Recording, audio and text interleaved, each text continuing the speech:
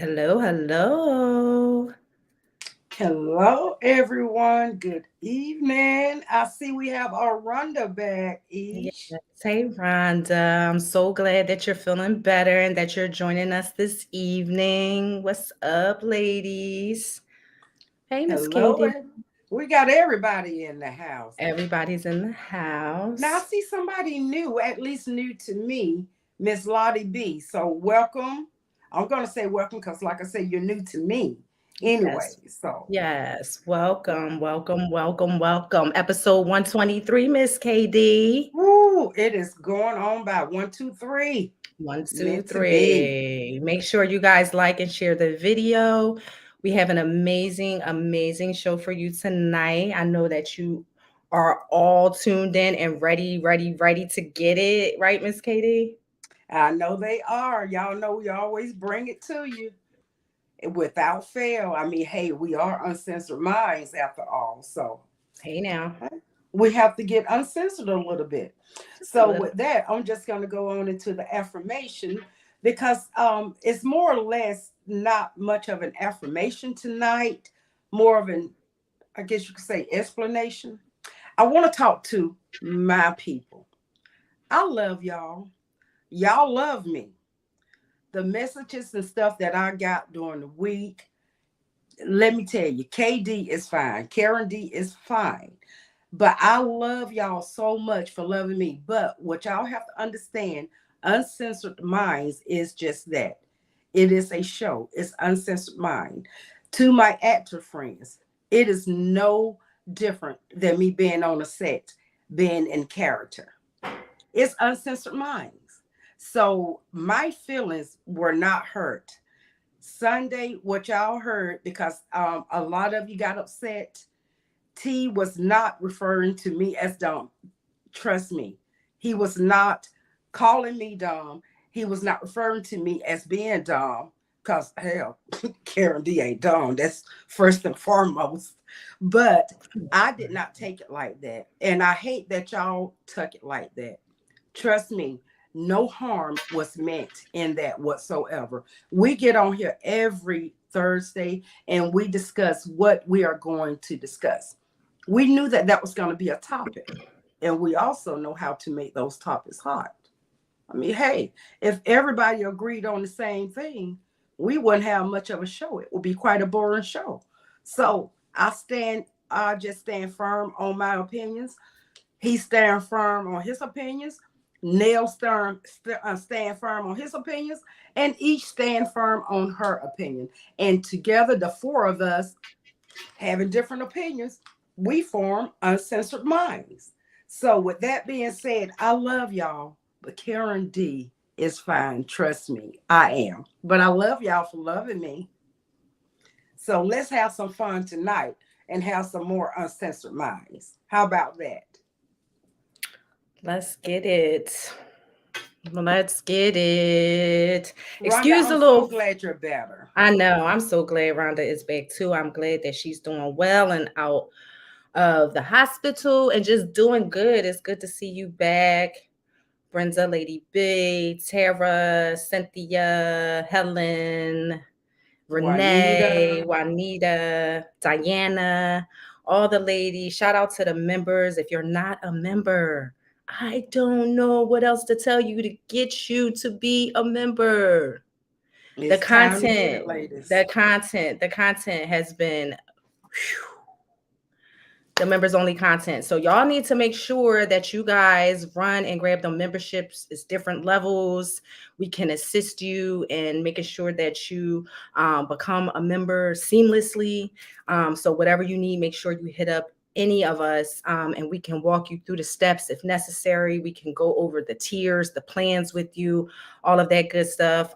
We want you to be a member because we want you to be able to tap into all of this good content that we have been posting and the content that will be forthcoming, all of the special prizes and things that we got in store. So make sure you go and do that. If you're not a member, we want you to be a member and a part of the family. So make sure you do that. Make sure again to like and share the video, right? Where's Mr. Nell? I don't know where is the mayor. Where is We the need our mayor? mayor of Uncensored Yes. Minds. Yeah, we need him right in the middle. Where he at? Exactly. But while we're waiting on Nell, ladies, Mhm. please share right now, like and share. I see that we only have 6 likes. So I know we have more than 6 people in the audience. Absolutely. One of Yes. those likes are my likes, I know. So Mine too. let So so please, let's please, please please. please click the like, please click it and please share it. And also you can see up there, see perks.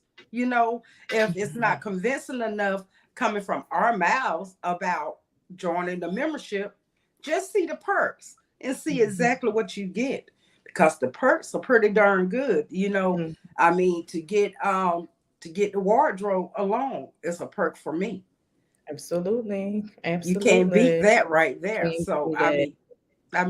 even if you became the highest tier member, each month you would get a new piece of product. So hey, go on and jump in on it. There's the Yeah. mayor. Yes. There you go. There you go. What's up, Mr. Nail?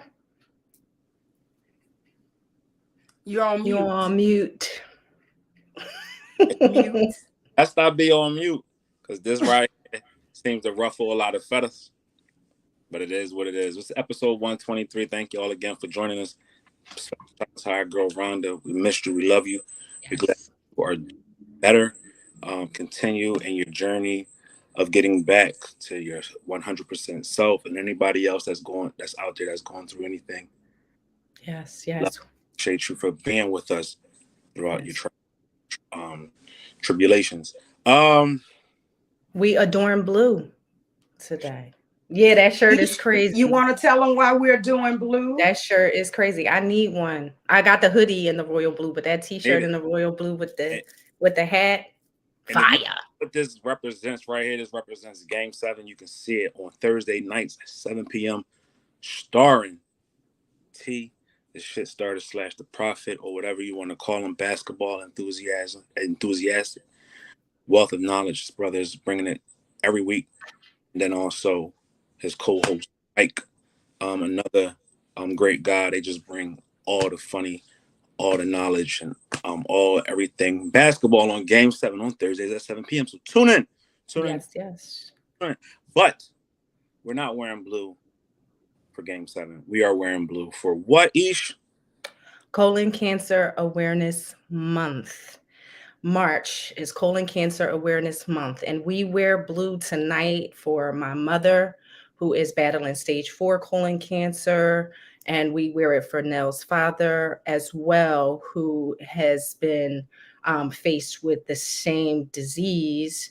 And you know, this it's important for us to take a minute um, to just acknowledge all of the awareness and illnesses that we all each face every single day. With colon cancer, it's important that I believe it's 45 now that we all go and get a colonoscopy and that we all get it regularly and yearly. So, if you haven't done so, please, it is a terrible disease. It's a quiet disease. It's a disease that is not always on the forefront and you may not know. So, please go get yourself checked, have a colonoscopy, encourage your family members to go and get a colonoscopy. This is super, super, super important because, again, you can go years undetected without a sign whatsoever. It is one of those silent killers. So please make sure you do that. Throw up some hearts for my mother, please. She is going through radiation right now. Our family is having a rough time. I am having a rough time. She's having a rough time.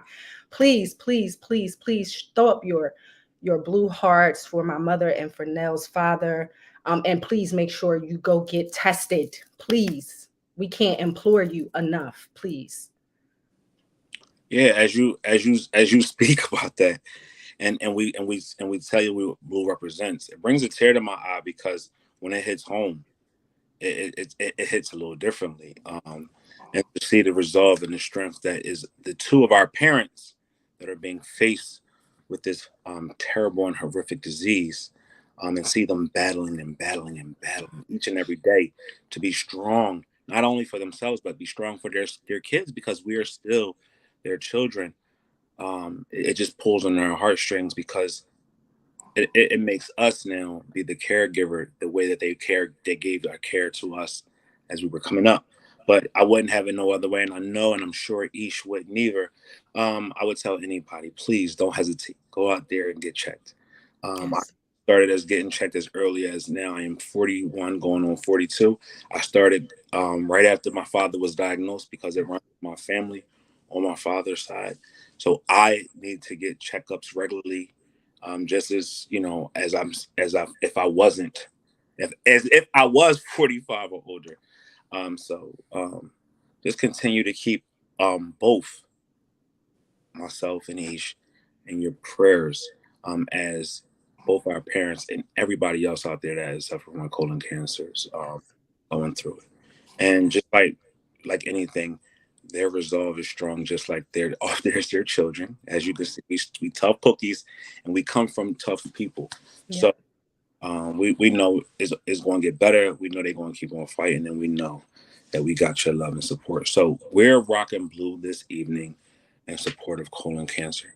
And here at Uncensored Minds, it seems like tempers get flared up during these topics that we talk about. Just like he said, we are a family. This is something that's not new to the four of us, because we do this every Thursday night. We actually do this every day. We have a chat room that we are in throughout the week every day, and we go back and forth with each other. But it's all love. It helps us bring just the best content that we do and bring here. But I wanted to say that to say our focuses and our awarenesses are always going to be on the cause of what matters in life. The causes of what is going to bring awareness to things that needs our focus, the things that need special attention, the things that need our care, the things that need our love and our honesty. And that's what we bring forth each and every Sunday here on this show. So if you can appreciate that, that means you are supporting our platform, and we appreciate that. So let's get right into it. Let's not wait no further. You know what I mean? Because we got a fun-filled show tonight for y'all. A lot of information, a lot of candor back and forth. We got it all for you. And we're gonna get right into the icebreaker question of the day. Can you handle fame?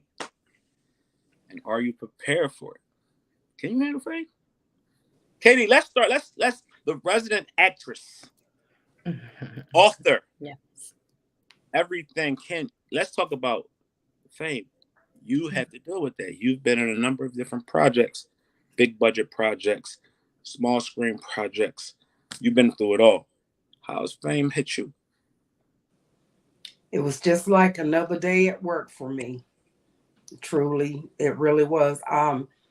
I can truly say I was made for it, and not everybody is made for it, because you do have some people that be on set and they are starstruck. But I can truly say I just roll with it's just like work to me. So with that being said, I would say that I can handle fame pretty well. It's just a normal day for me, but it does get overwhelming for some people.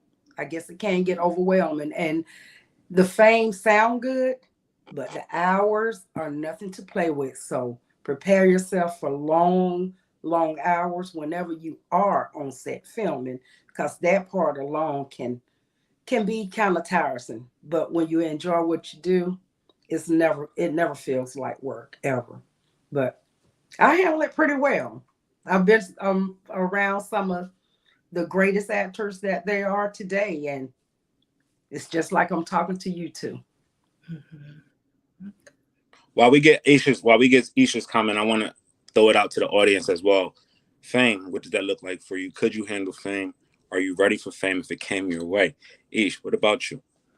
Yeah, so I mean, when you think of it, there's a lot of layers to fame. You know what I mean? It's dealing with the public, dealing with the paparazzi, dealing with your, the day to day, your management, your people, producers, whatever genre of entertainment you would be in. You know, it's a lot of people to deal with. So I feel like, yeah, you know, I would be able to juggle being famous or fame in general. One, business savvy. Two, tough skin. You know, you really got to have tough skin and you got to know how to maneuver through that.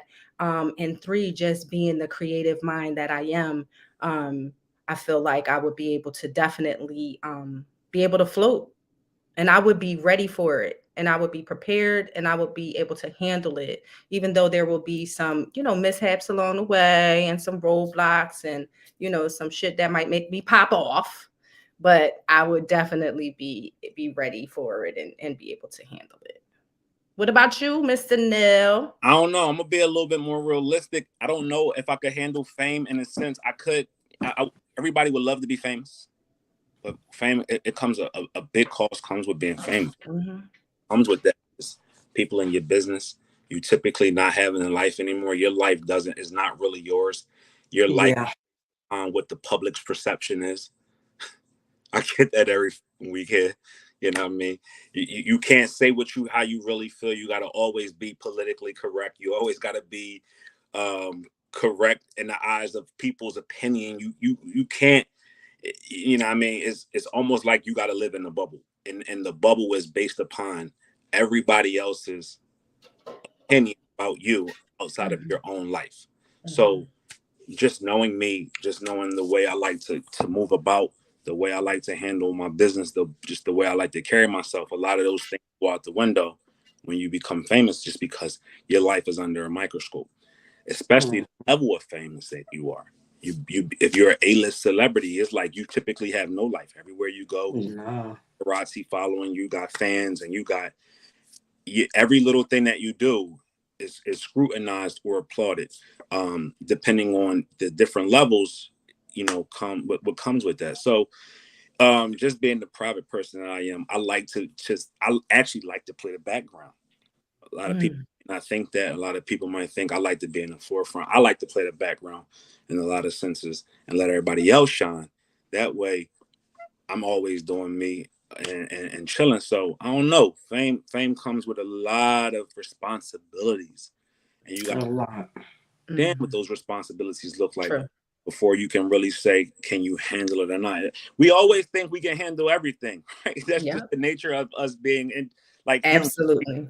No one never wants to be negative about it. And my response wasn't negative. My response was real. It was just like, what comes with it, I don't know if I would if I'm built for that, because I know how I am. I know how I like to move. I know how I like to keep things privately, and being famous.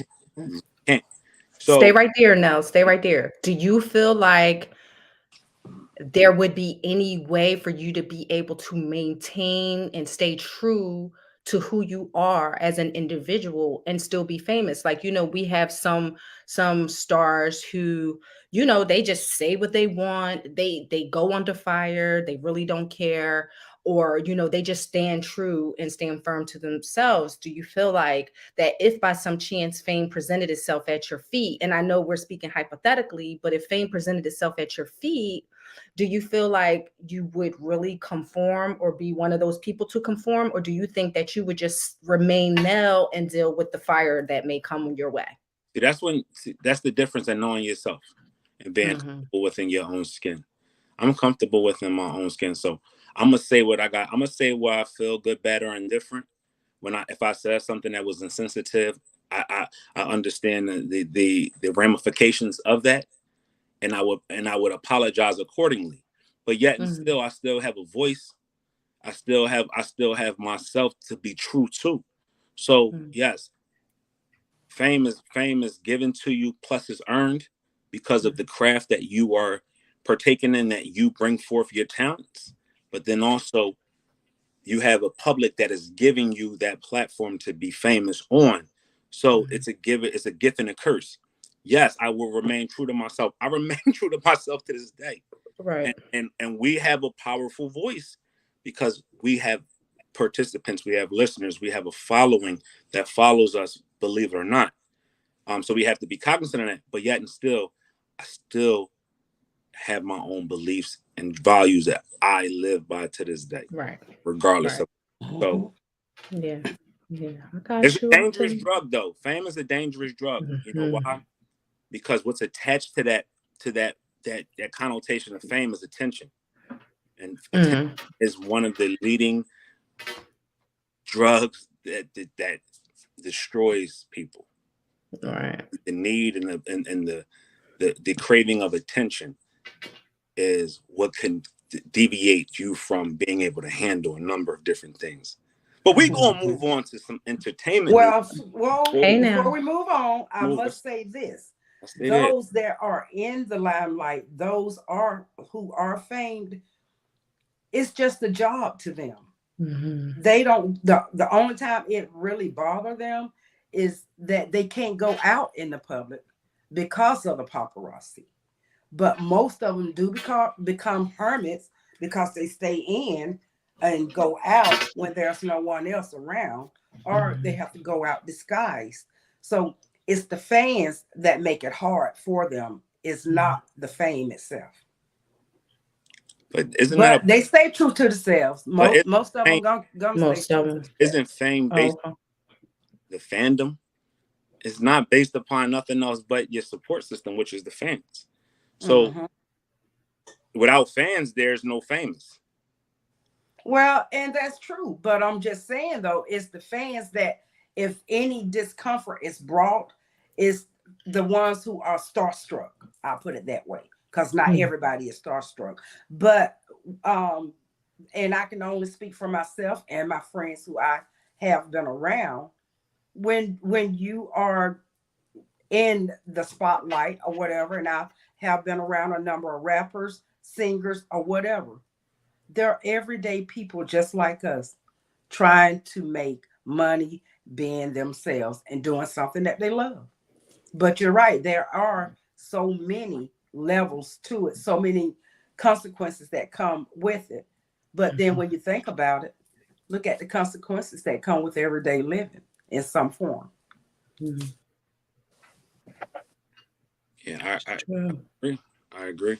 A lot of have to be taken in consideration when you're dealing with the public. You know what I mean? For sure. Thing ain't always going always be said in the right tones and the pitches, because people have their own about things and they go with it. For sure. Exactly. We started talking about fame is going to lead us right into our entertainment quick spin. Let's go. And that quick spin is like this. The Oscars were this past weekend. While we were on last Sunday, the Oscars were being handed out and awarded. And the red carpet had its own moment, as it always does. And one of those moments was Ciara's see-through dress, which is causing a ruckus. Aisha, you want to tell them what that ruckus is? Listen, I don't know what the ruckus is about. I mean, she is a goddess. She is an icon living. Her body is sick. She has 3 children. And listen, let her go ahead and do it. She wore this see-through dress on the red carpet of the Oscars, and everybody is saying, oh, she's over sexualized. It's too much. She's married. She needs to tone it down. Everybody has an opinion about what Ciara should and shouldn't be doing, how she should and shouldn't be dressing. And everybody's entitled to their opinion. But me personally, I feel like Ciara, do that, mama, because you look good. Do that. You look good. And I'm sure your husband is supportive, because I'm sure those are the conversations that is being had. He knew Ciara prior to marrying her, that she was an icon and an idol, and so therefore she has to live up to that. And she's sexy as fuck, so why not? Okay. Well, I looked it up and saw it. I see nothing wrong with it. I mean, people problem is they worry about other people too much instead of worrying about themselves, really and truly. Who was she hurting? If you didn't want to look at her, close your eyes. I mean, the girl have the body and she showed it. Even if she was Lizzo, as long as you're comfortable within yourself and within whatever you have on, Long as her husband was fine with it, I don't see why the public had to rant and rave, unless of course they was jealous of old girl's body. Now, Right. you Right. know, jealousy Yeah. will bring about running mouths. Yeah, So and couture, and this is, I mentioned this on Thursday. Couture is typically very risque. Like, mhm, high fashion couture on, the fashion runways in Paris and in France and all of that, like Paris, France, they are very risque. They're very elegant in their gowns, but they're either sheer or they're like, that one looked like beaded and see-through. It was just mhm. like amazing. That's high fashion, that's high couture. So why not? You know what I She mean? owned it. That's She all I owns can it.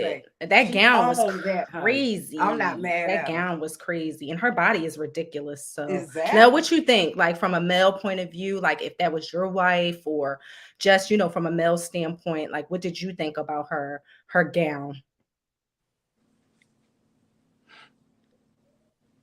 Be honest. I mean, it's cool. I mean, at the end of the day, we all know Ciara for being Ciara. So you gotta understand what you getting into the arena with. You know what I mean? The ring with, I should say. We all know Yeah. Ciara is who she is. She doesn't shy away from being herself.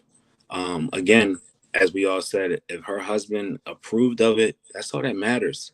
He is the one she goes home to at night. Hmm.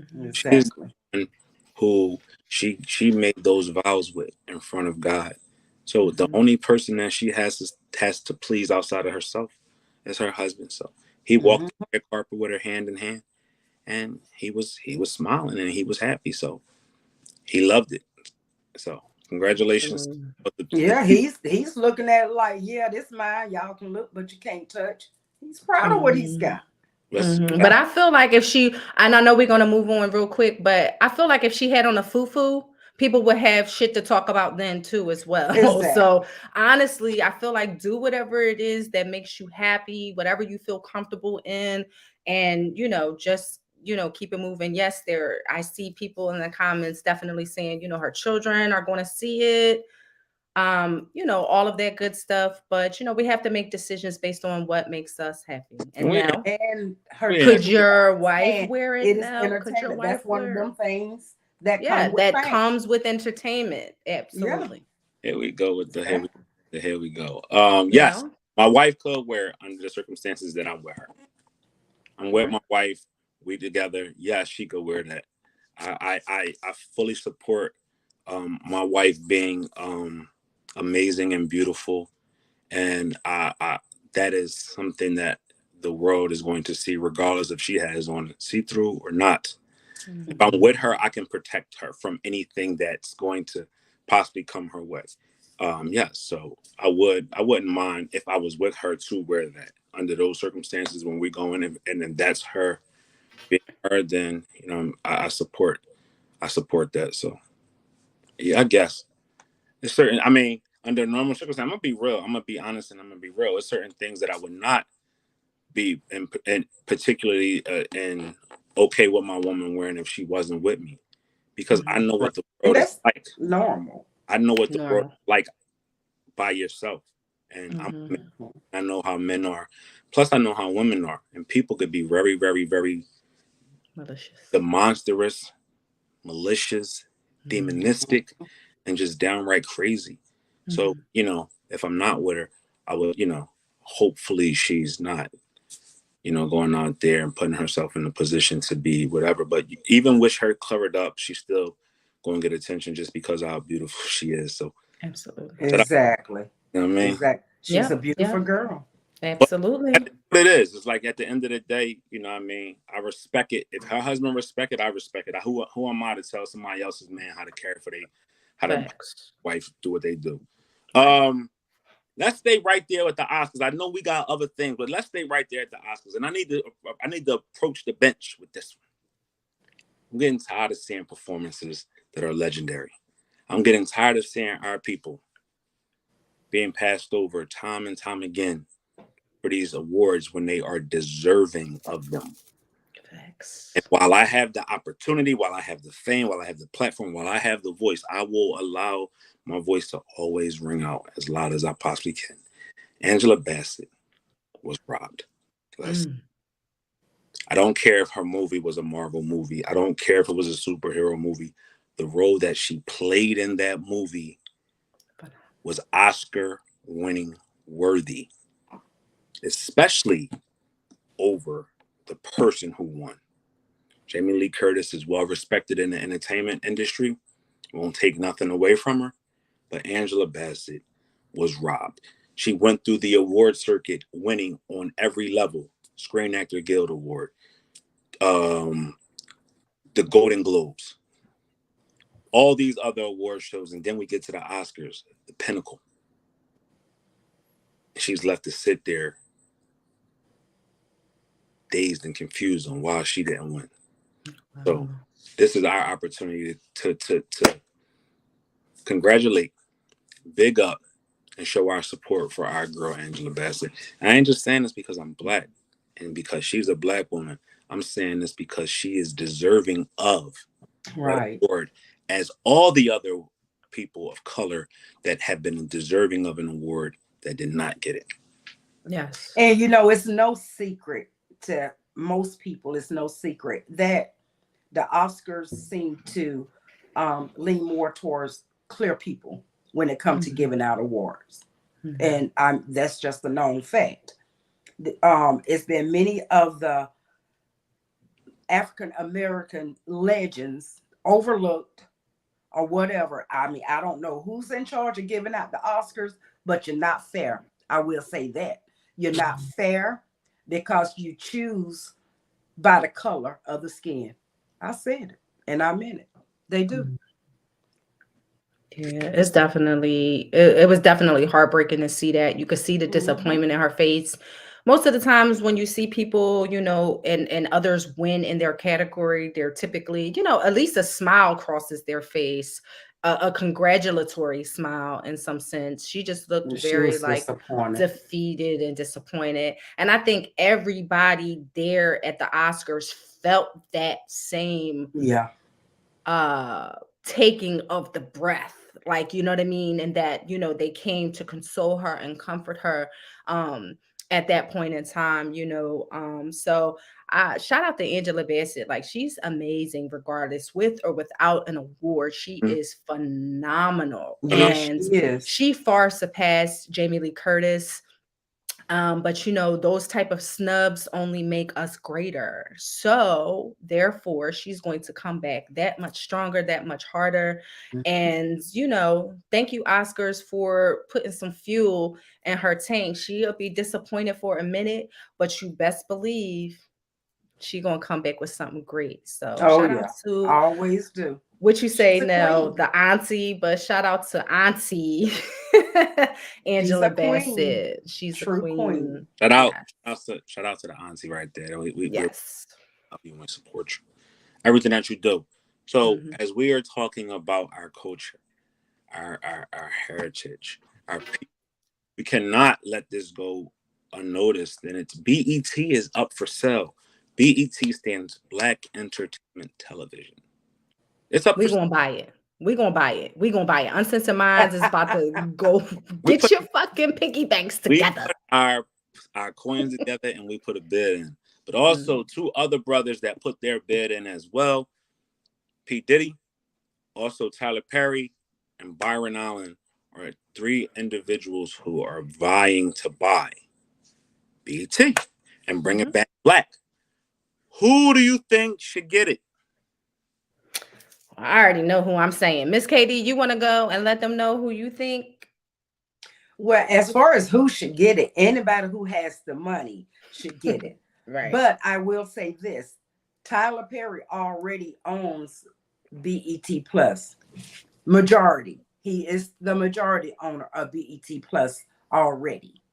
So for him to get BET, I think, and not to mention, he has provided the most entertainment for BET. Not saying that he would be more devoted to it or whatever, but I'm saying that I think he's earned the right for his chance to get it. if it came up between the three of them. He has put in his work for it. So I think Tyler should get it. Okay. Okay. Well, I definitely think Tyler Perry would definitely have them in a chokehold regarding like movies and the shows. And we already know the barriers that Tyler Perry has broken down. Like he is an awesome listen, look at that. Look. He is awesome. We can't take that from him. He would definitely probably be, a good owner to BET, right? Byron Allen, we know him for his black excellence and striving for black ownership and trying to keep things within our community and of the culture, right? Mm-hmm. Shout out to Byron Allen. Butter Mr. P. Diddy. What up, Diddy? What up, Diddy? I feel like I would want to see Diddy attain BET because I feel like BET has steered off on a crazy path, right? And I feel like it removed the music from the brand. It removed what was original. And that was, hip hop, R&B, and all of that good stuff. And I feel like Puffy may, in fact, bring that back to BET if he attains, ownership of it. That's what I feel. Puffy all the way. Let's bring back. We can have the shows, we can have the movies, we can keep it, black entertainment, but bring back the music livelihood. What's up now? What you thinking? Absolutely. What better to represent our culture but our culture? When we think of our culture, I don't think Tyler Perry. I don't think Byron Allen. I think of Byron Allen as a corporate black guy who got into a couple of rooms, made some noise, and did his thing. Shout outs to you, Byron. Mm-hmm. When I think of Tyler Perry, I think of I ain't gonna say what I say, but I don't think of him as me. When I think of Diddy, I see somebody that grew up in New York City, born in Harlem, grew up in Mount Vernon. When I see Diddy, I see him in the trenches signing individuals that look like me, sound like me, talk like me. Mace, Biggie, Black Rob, individuals like that. When I think of Puff, I think of him still being connected with the youth. Shout outs to Carisha and all the other young ladies that he's attached to. He's still intertwined with everything that's going on today that's hip and live. Tyler Perry is so offbeat when it comes to that to me. And I think the direction of BET will only go the same way as BET Plus is going. A bunch of trashy shows, the have and have-nots. I know I'm probably cursing at a lot of y'all that watches these shows. The Oval, Sisters, all these shows that y'all watch on Tuesdays, Wednesdays, and Thursday nights doesn't represent us in a good light. Let me ask you this, Nell. You and Aisha both. Y'all to bring music back. They don't make music anymore. They do make music. They make noise. They do. It's not music anymore. And I mean, it is not music anymore. It's only noise. That's not true. Puffy has. That's not true. But that's hot on the radio. That's hot. It's good music. I haven't heard music in a long time. Not like the Jodeci's and stuff like that. I haven't heard. So when you was coming up, young teen, young adult, 20s, and you was playing music and your mom and dad didn't like it, why? Because times change. Music changes with time. But that music now was a classic, right? That music that you were not making classics now. Classical music. Right. I haven't heard anything here's the go classic. Yeah, but here's the thing too. I know a lot of the music that's mainstream sometimes can divert people from thinking that there is good music. But if you think about October London, who is one of the individuals that is on Death Row Records, the rebirth of Marvin, like that is old school soul R&B. You looking at me like, who is October London?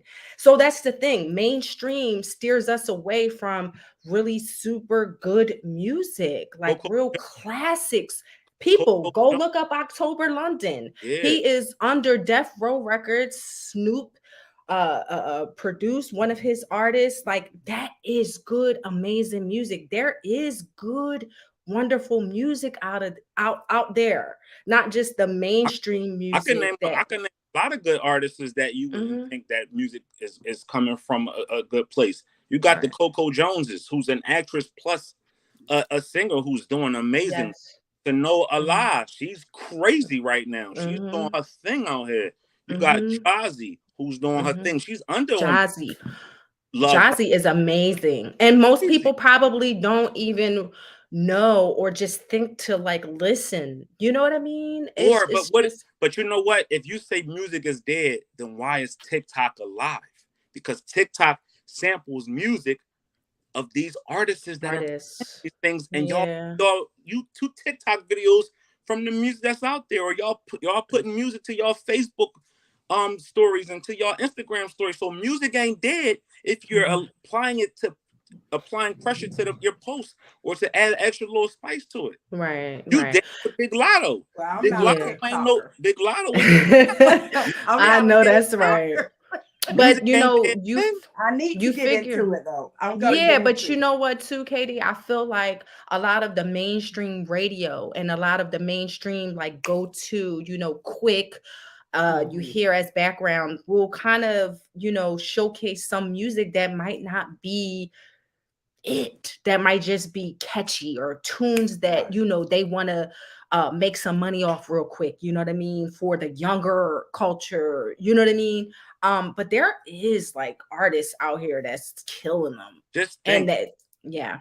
if we had what we had when we were coming up, BET, Rap City, and 106 in Park, and all those things, we would get an opportunity to see more and more of these artists Right. doing their craft. So you'll be at more of a household name, like the Ciaras when she came out and Mm-hmm. was doing her thing on 106 in Park, or you know what I mean, or you know what I mean, individuals like a Jasmine Sullivan who was going up there doing a BET live Right. performance.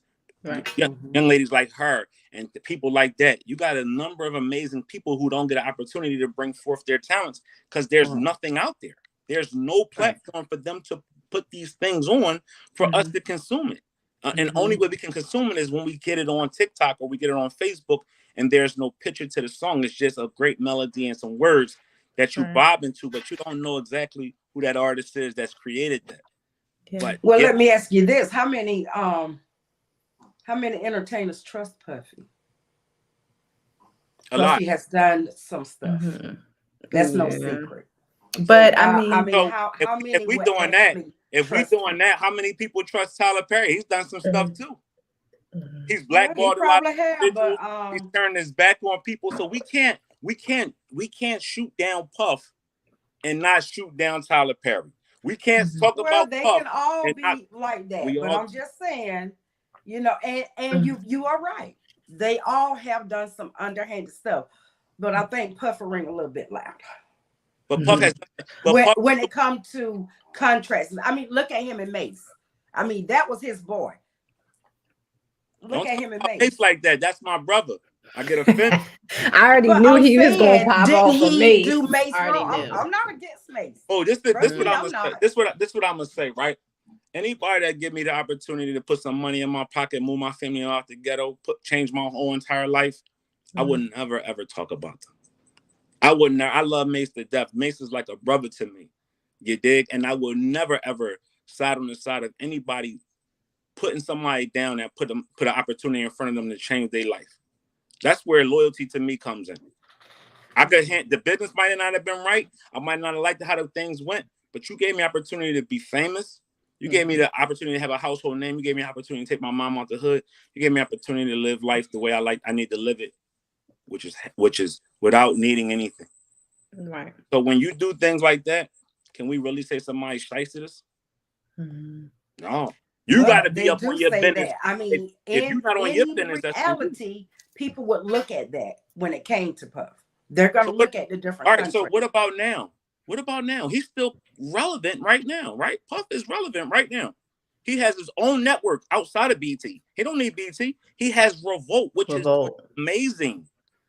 Better than BET for real, for real. He got individuals like a Carisha Please that is big right now in the podcast and entertainment culture speak out world. He has Drink Champs on there that is one of the top podcasts in the world.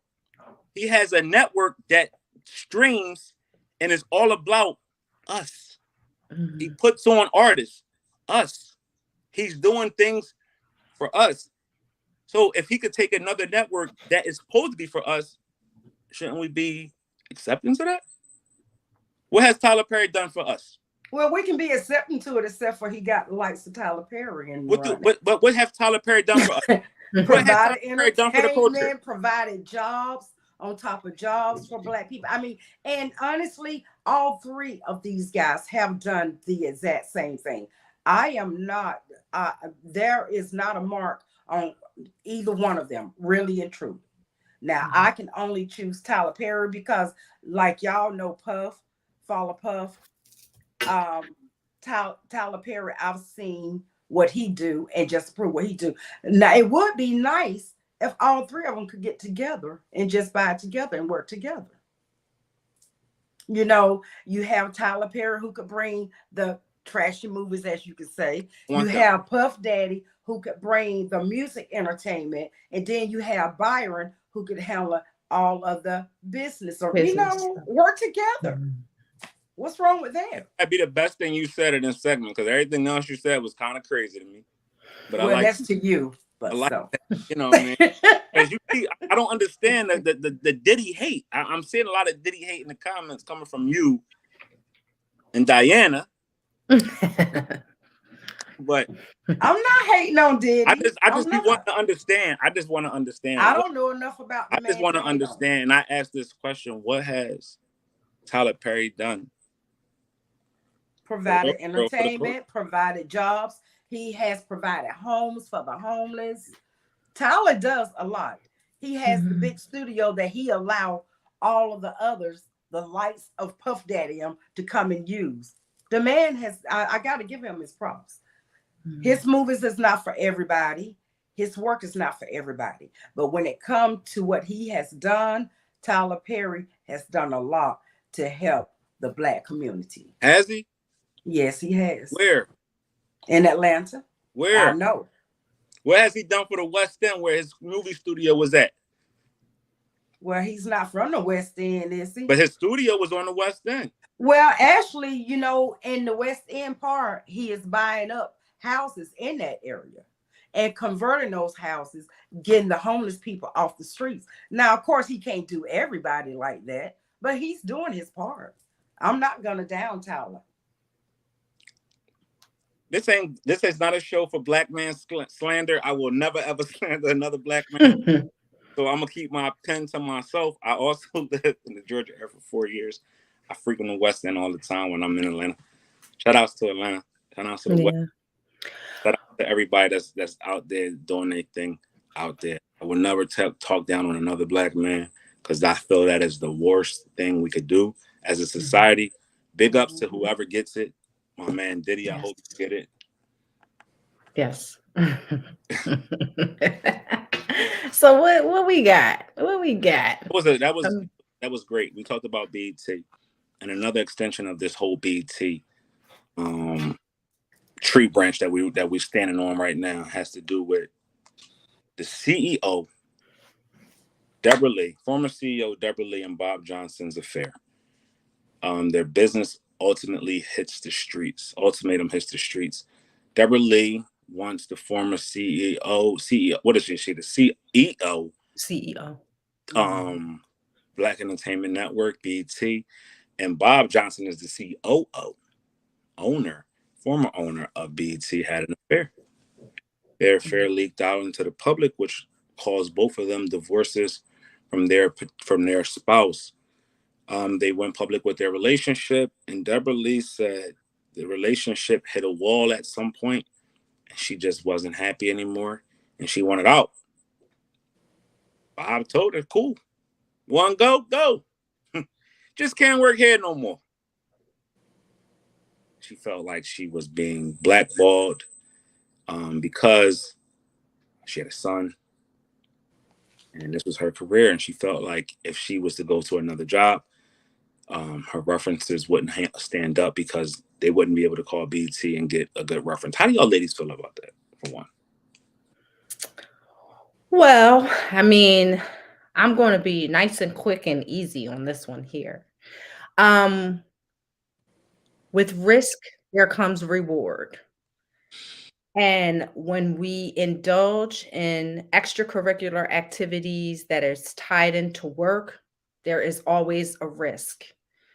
In this case, she knew there was risk and there was reward. She opted for the reward part of it because she felt like that would be greater than any risk. And then it's just unfortunate that it became messy to the point where she spoke of uh power. The term she used, power dynamics, right? She used the term power dynamics. It's just unfortunate that the power dynamics came into play, and therefore, she saw what it really be about.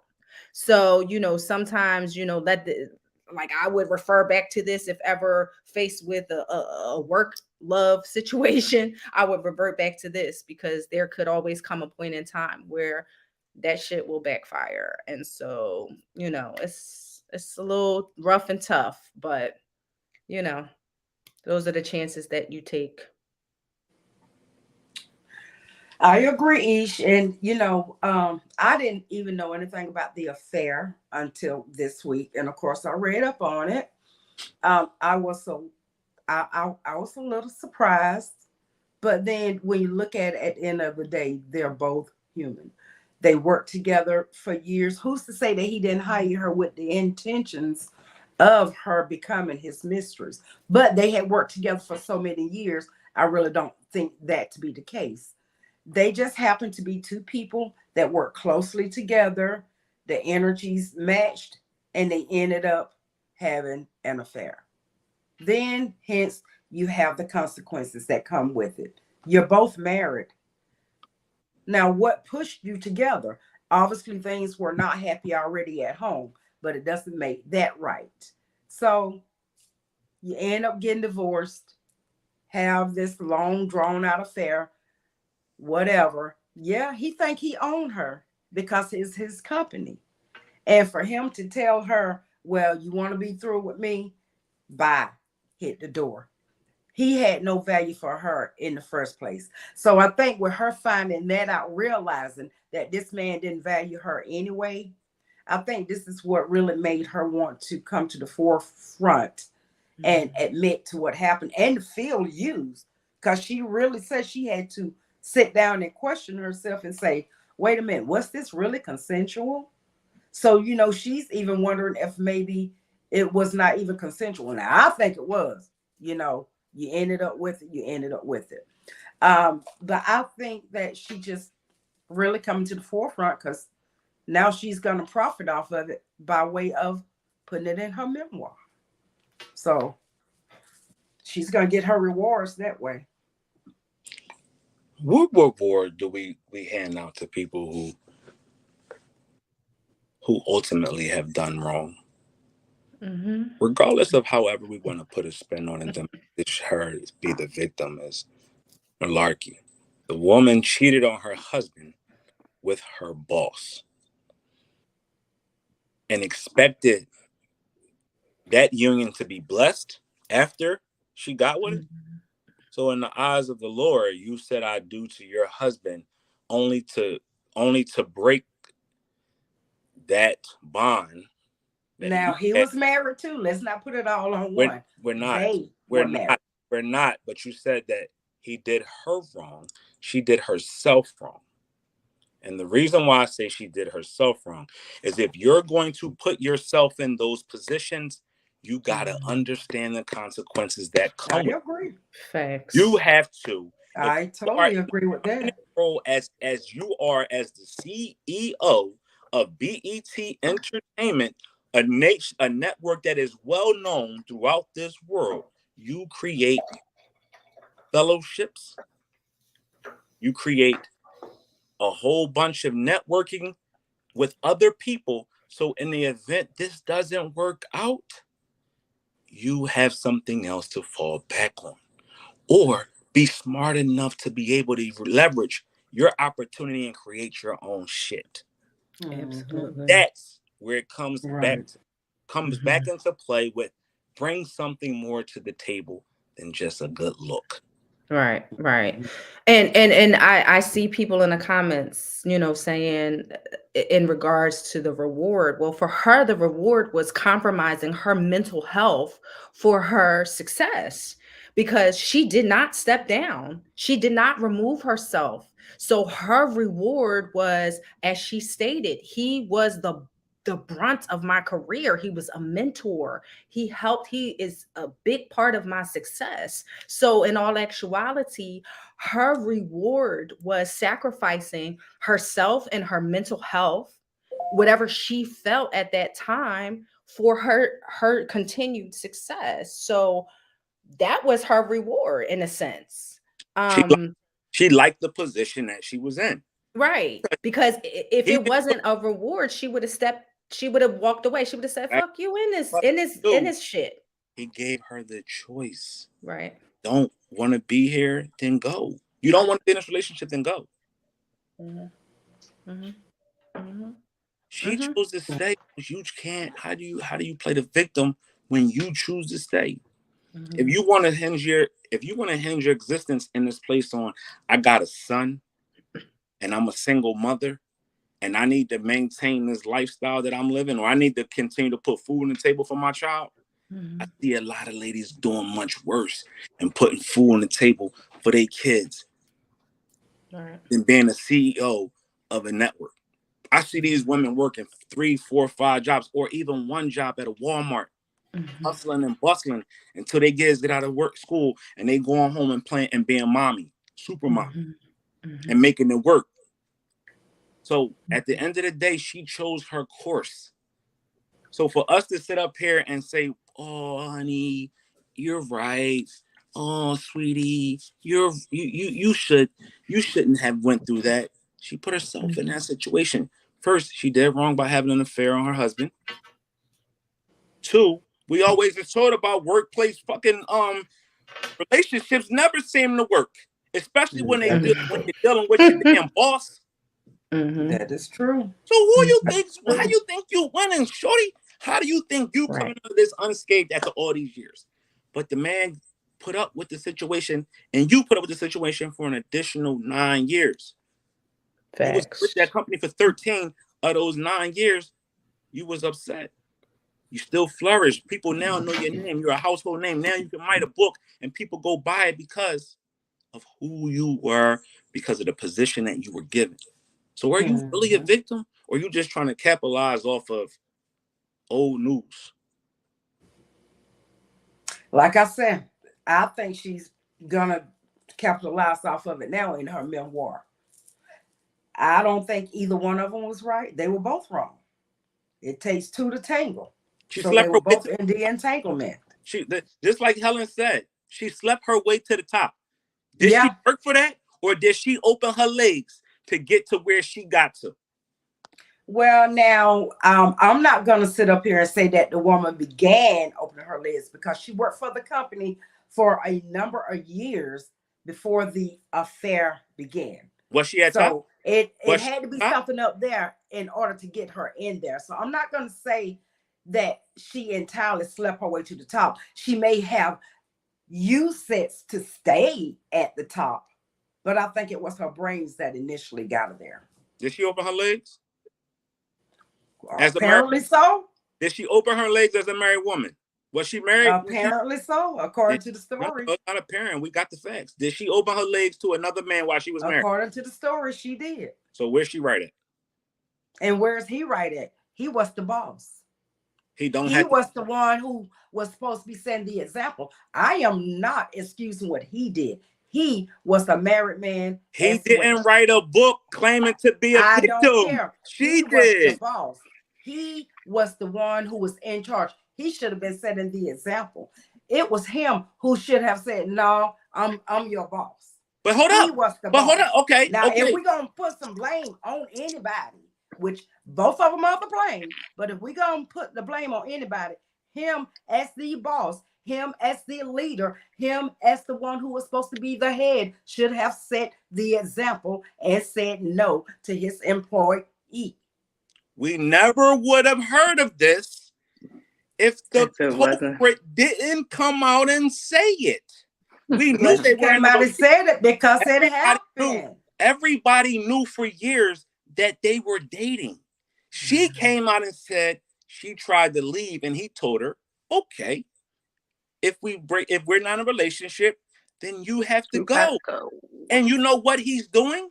He's saving his company from any turmoil that could be. Have you ever dealt with somebody that you worked with, it didn't work out, and now y'all both passing each other, not speaking, it's tension, people know your business, is a bunch of drama in the office. It ain't cool. But he never wrote the book saying anything negative about her. She did. If she didn't come out with this, we would have known, never known, and we wouldn't be speaking about it now. So, and had he been the boss, he was supposed to be Nell. Had he been the exemplary person he was supposed to be, she wouldn't have had nothing to write about. So I guess the boss put a gun in her head, said, "Lay down with me, cheat on your husband. After you and your husband get a divorce, let's date." Okay. I'm sure he didn't put a gun over her head. Why do we absolve? Coins in her pocket. Right. But that's what he did. He put extra coins in her pocket. Why do we absolve the accuser without really, truly listening to the facts and making a determination from the real facts instead of emotional spaces? This man was wrong. This woman was wrong. But how do you come out playing the victim when you ultimately were a part of the wrong? Right. That is true. Well, I said that earlier to Ish. She's written the book, so she's just going to use this now to make money off of the book. I don't like the playing the victim thing because you were a part of it. True. Absolutely. Like I said, he was the boss. He was the one that should have stepped back. But at the end of the day, he's a man. And no, I don't approve of her trying to make money off of it. I mean, I know one won't be. All right, so let me ask you a question. If you and your husband decide to break up, you ask for a divorce, are you allowing that man to stay in that same? Are you staying, or is he staying in that same house just because? Just because what you mean? Yeah, like you saying he should have known better. Da da da da. She asked for it to be over, right? He said, if you want it to be over, you gotta go. That's any one of us is doing that. If our relationship is over, our mate can't stay in the same place with us. That doesn't mean it's over. So she stayed because she wanted to enjoy the spoils that was of that position that she had. So she had the choice. He said, if we break up, then you gotta go. So she chose to stay in that relationship. So she can't write a book saying she feels some type of way. Well, she can, and she is, and she did. May not be right, but she did just that. Unfortunately, only one of us is following the rules tonight. All four of us are following the rules, I should say. But only one of us is wearing merchandise from the TeleMade Network. Brand. That's me. That's me. Merchandise is available, y'all. Uncensored Minds merchandise is available. TeleMade Kicks merchandise is available. Game 7 merchandise is available. You know what? I want to take a little sidebar for a quick second. I want to take a little sidebar because I have so many people that hit me up and saying, "No, what the hell is Game 7? Y'all always be talking about that. I don't know what Game 7 is. Game 7, Game 7, Game 7. Game 7 is this. Sit back and enjoy it and watch this for a minute. I'll play you. What? One game, one-on-one. For what? The best two words in sports. Game 7. Your heart. Now deep and Havlicek steals it. Over the sand throws. Havlicek stole the ball. Mario Ellie has given the Houston Rockets a 3-point lead. It's over. The Houston Rockets have won Game 7. Kobe's down the middle. He's in deep. Throws to Shaq. Slam dunk. Oh, blocked by James. LeBron James with the rejection. By Steph Curry. 6 to shoot. He's at the right point. He stutter steps. He launches a 3. Hey! Nailed it! Defended by Simmons. Is this the dagger? Who got next? I'm a big. Hey, yo, we got next. Baby, where we gonna live at, son? Central Park West somewhere? What you gonna buy your mama, son? Come on. A big house. It's the will of the man. It ain't the skill of the man. Don't be afraid of nobody. Take it. Take Go it. strong, baby. Like nobody's better than you. Let's go, G.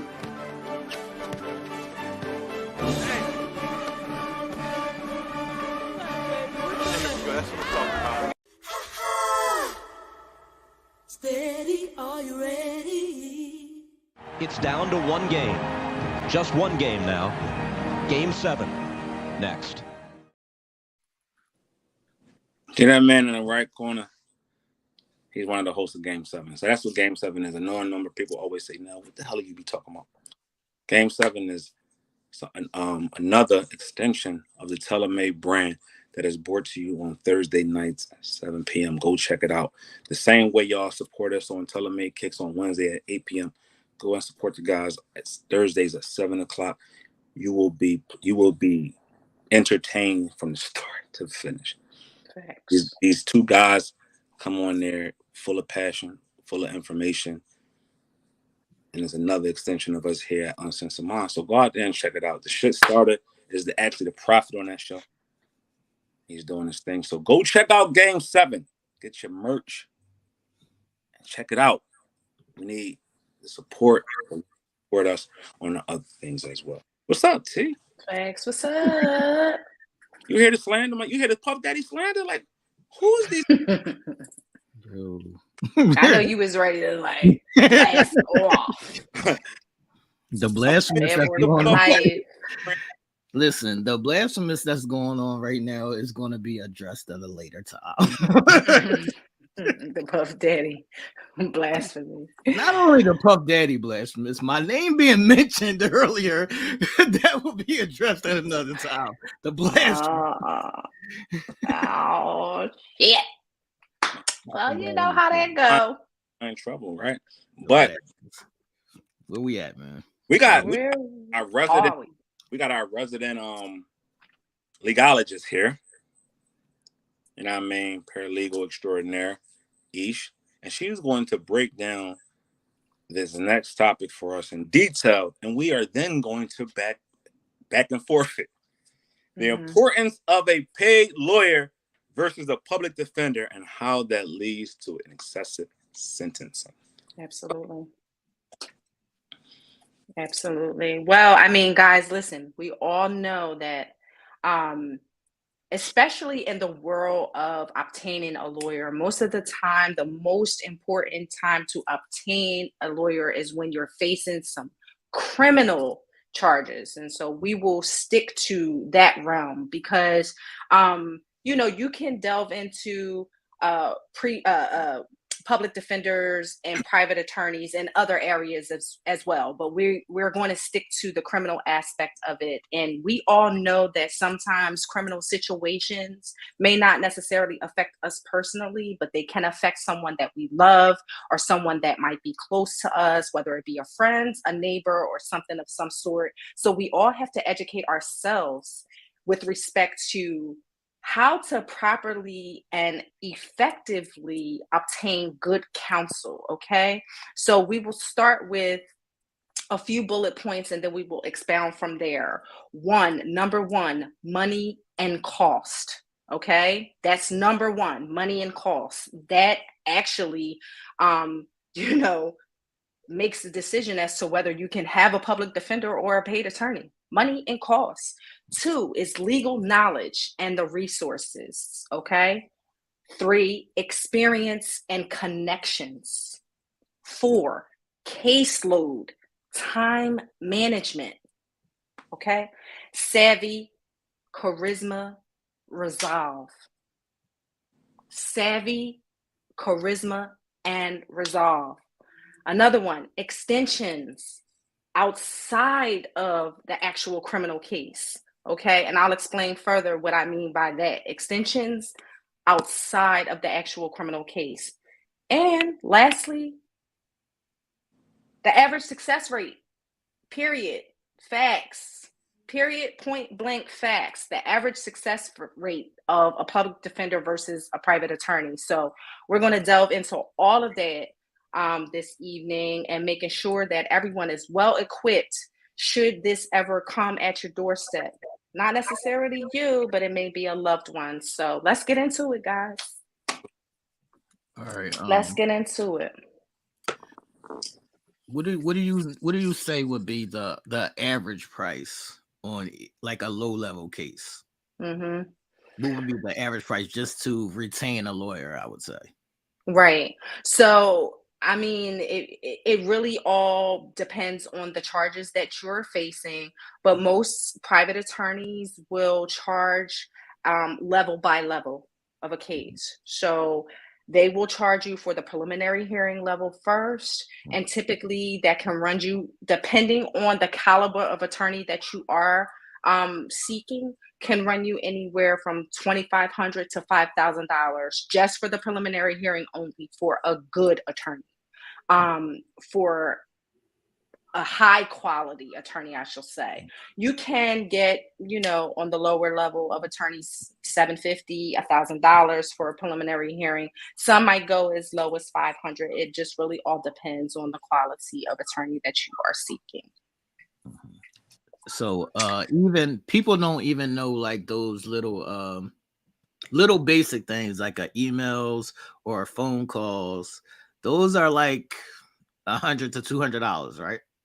Yeah. So I mean, it depends too on how you see, like the attorney that you are equipped with. Some charge on an hourly basis, some charge on a flat fee basis. So if it's a flat fee basis, it's just a typical small flat fee. If it's an hourly fee, you're figuring 1/10 of an hour. Most high level attorneys are $725 an hour. So you're figuring a phone call might cost you $72.50 just for a few minutes. It just really all depends on again, the caliber of attorney that you are seeking. And all of this boils down to whether you can even afford an attorney or not. Some people are faced with the fact that they can't afford this, so therefore they have no other option but to seek a public defender, which puts them in a really tight position. All right, so what do you think people should do if they can't afford it? Like if they can't afford to get a lawyer, what would be your advice to them? Listen, I speak to people on a daily basis with this issue. And the one thing that I always say to them is that your livelihood is on the line. Right. Your livelihood is on the line. I don't know how you can do it. I don't know if you have the resources to do it. But if you got to borrow and then pay it back, like this is your life on the line. It is going to be a matter of what boils down to your life. And it's honestly, if you don't have a value for your life, some people don't have the resources, and I understand that. And please don't mistake that to mean when I tell people like you gotta do that. But we can pull out resources for other things. Let's pull out the resources for this. No, Ish, let's stay right there. So if you don't have the resources to borrow, you have to do basically whatever the fuck you were doing. Yes, I mean, I didn't necessarily want to say it, and I didn't want to be insensitive to that, right? And I didn't want to say that, and I didn't want to be insensitive to that. And I always try when I'm speaking to clients to make sure that I genuinely come across in a way where they are kind of understanding and gravitating to what I'm saying, right? But pretty much, I'm saying, is your life worth whatever it is that you have to do in order to obtain an attorney? And I always say, okay, even if you don't obtain the highest quality of an attorney, get an attorney that at least would be midway. Right. Do you know what I mean? Like that Right. would at least be midway, and that would at least take some time with you in regards to that. And we'll get into the whole, PD versus private attorney and some of the levels of that, but the top one is money and Right. costs. So let us know in the chat if y'all have any questions, about this particular topic. Okay, Yes. let me ask you this. For those that cannot afford an attorney, could they get a student that is like at the end, and don't students have like certain amount of hours that they have to put in when they're nearing the end of their externship? And people look down on students, but what they must look at is a student is going to work extra hard to prove themselves. Is that an option for someone who cannot afford an attorney, is to seek a school and try to seek a graduating student? Right. Well, unfortunately, you can't practice law without having passed the bar exam and being exemplified as a member of the bar of the court, meaning being an attorney. Those type of individuals who are nearing their externship, who have, are close to nearing and passing the bar, but has graduated with their law degree, etc., they still have to take further steps. Those individuals are honestly, they're ghosting attorneys right now, meaning they are like following them in ghost positions, in court. They're following them, whether it be judge internships or whatever the case may be, whatever type of law and area they are focusing on. They are actually shadowing, these attorneys. They're not actually able to represent you, no. So nobody can seek someone who is not quite there just yet. They actually have to be a newbie, but that's it again. And we'll get into that. Like, you don't necessarily want those inexperienced newbies. But there is examples and like high profile cases where a lawyer will take your case just because of the publicity of the case. Absolutely. And they will be doing pro bono. Not all attorneys are required to do pro bono work, but some attorneys will, just for that, specifically for the publicity that they will get from that, and people will then recognize their name, etc. If you're on a morning show or whatever, talking about a high profile case, well, then people are going to remember that name. They're going to start Googling you. And should they find themselves in a predicament, or anybody that they know in a predicament, they're going to be like, boom, that's who I need to go to. And you also mentioned relationships. So relationships play a big part in this. But like, I might know your brother. I might know the brother of the lawyer who could, plug me into this lawyer, and he'll cut me, a certain discount on the price just because of our relationship. Absolutely. It could be relationships as far as money. It could be relationships as far as what the defense attorney has with the prosecutor. It could be the relationships with what the attorney has with the judge. It could be relationship to what the attorney has with law enforcement. Relationships are extremely important in this situation. Not everybody has solid relationships in the industry. I can be an attorney and I can just have gone to law school. I can know my books and all of that, and I could read you the law inside and out, backwards and frontwards. But if I don't have a relationship to effectuate that, then it's never going to happen. It's never going to happen. So relationships are extremely important. This is why you want to have a paid attorney that has experience in relationships. It's connections. It's super important. Behind the scenes, you honestly won't know how important it is, but it's super important. And a lot of people think that if I need a lawyer, I could just get any lawyer. And that's not how this works. You have to get a lawyer that's whatever in the field that your case is in, because a lot of lawyers don't know other shit that's outside of their field.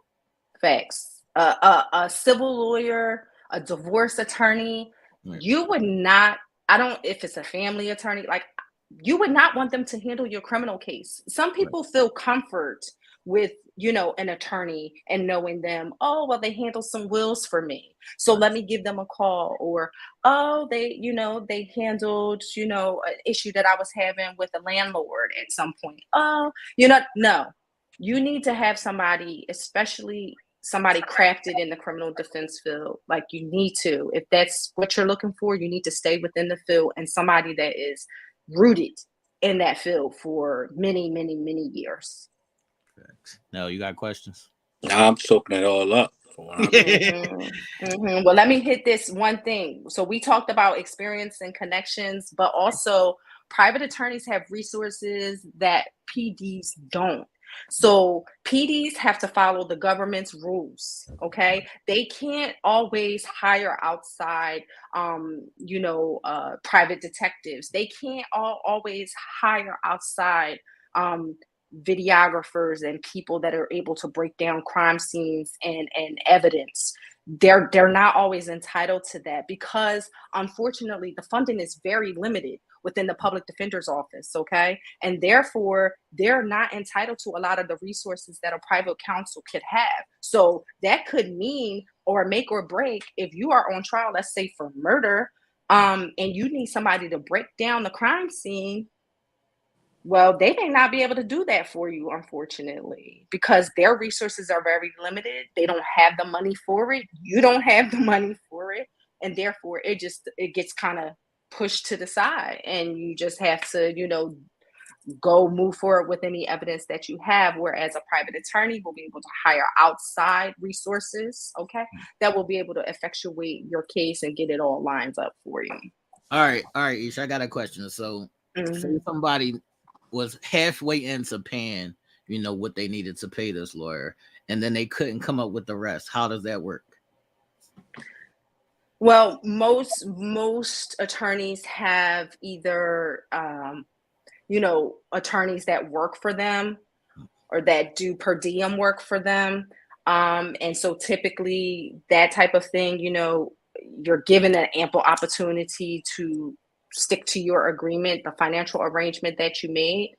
And if you don't, then you get passed off, to the associate attorney, which typically is a good attorney because they go under counsel of the lead attorney typically.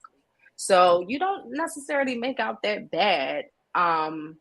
You just don't get what you set out to pay for. Right. So and also to the caseload. You have to remember that PDs are faced with an excessive caseload. They can't say yes or no to, I don't want to take this case. Oh, well, I have 100 cases and I can't keep up. They have to work every single case. And that means their time management is very limited. They can't spend 2 weeks prepping a homicide case because they just don't have the time to, you know what I mean? They're in court every single day on other cases. So the difference between a PD and a private attorney has staff, private attorney has other resources that is able to prep while they're in court and to do things like that. Whereas a PD, they don't have a secretary. They don't have paralegals. They don't have people that could do the case law research. They got to do all of that from the muscle. So therefore, some cases definitely lack.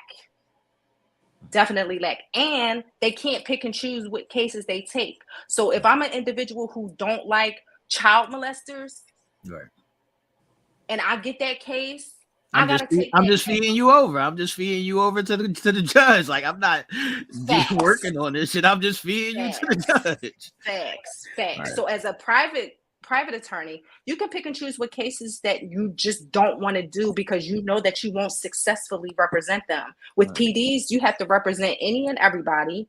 And therefore, if there's something that you don't like or don't want to do, you're not putting much effort into it. You're not putting much passion into it. You just whatever. You're going to get your paycheck regardless, and oh well. All right. Helen has a question, but I don't know if we can put an answer to this. If you can see it on the screen. That's pretty difficult. But research shows that typically versus a private attorney and a PD, if you have a PD, you're going to do approximately 3 years more. So whatever the case may be, say if you were sentenced to 4 to 8, you're going to do a 7-14 with the PD. It is significantly shown through research that with a PD, you're going to do approximately 3 years more. So the ratios do show. I mean, they don't know what the fuck they doing. It really boils down to just that. You know, some are just like I don't know if you. Go ahead. It's like when you're in court, right? Your lawyer knows certain lingo, certain little things. They might have a certain relationship with this judge. They have little tricks of the trade that public defenders just don't have. Don't. They just don't have it.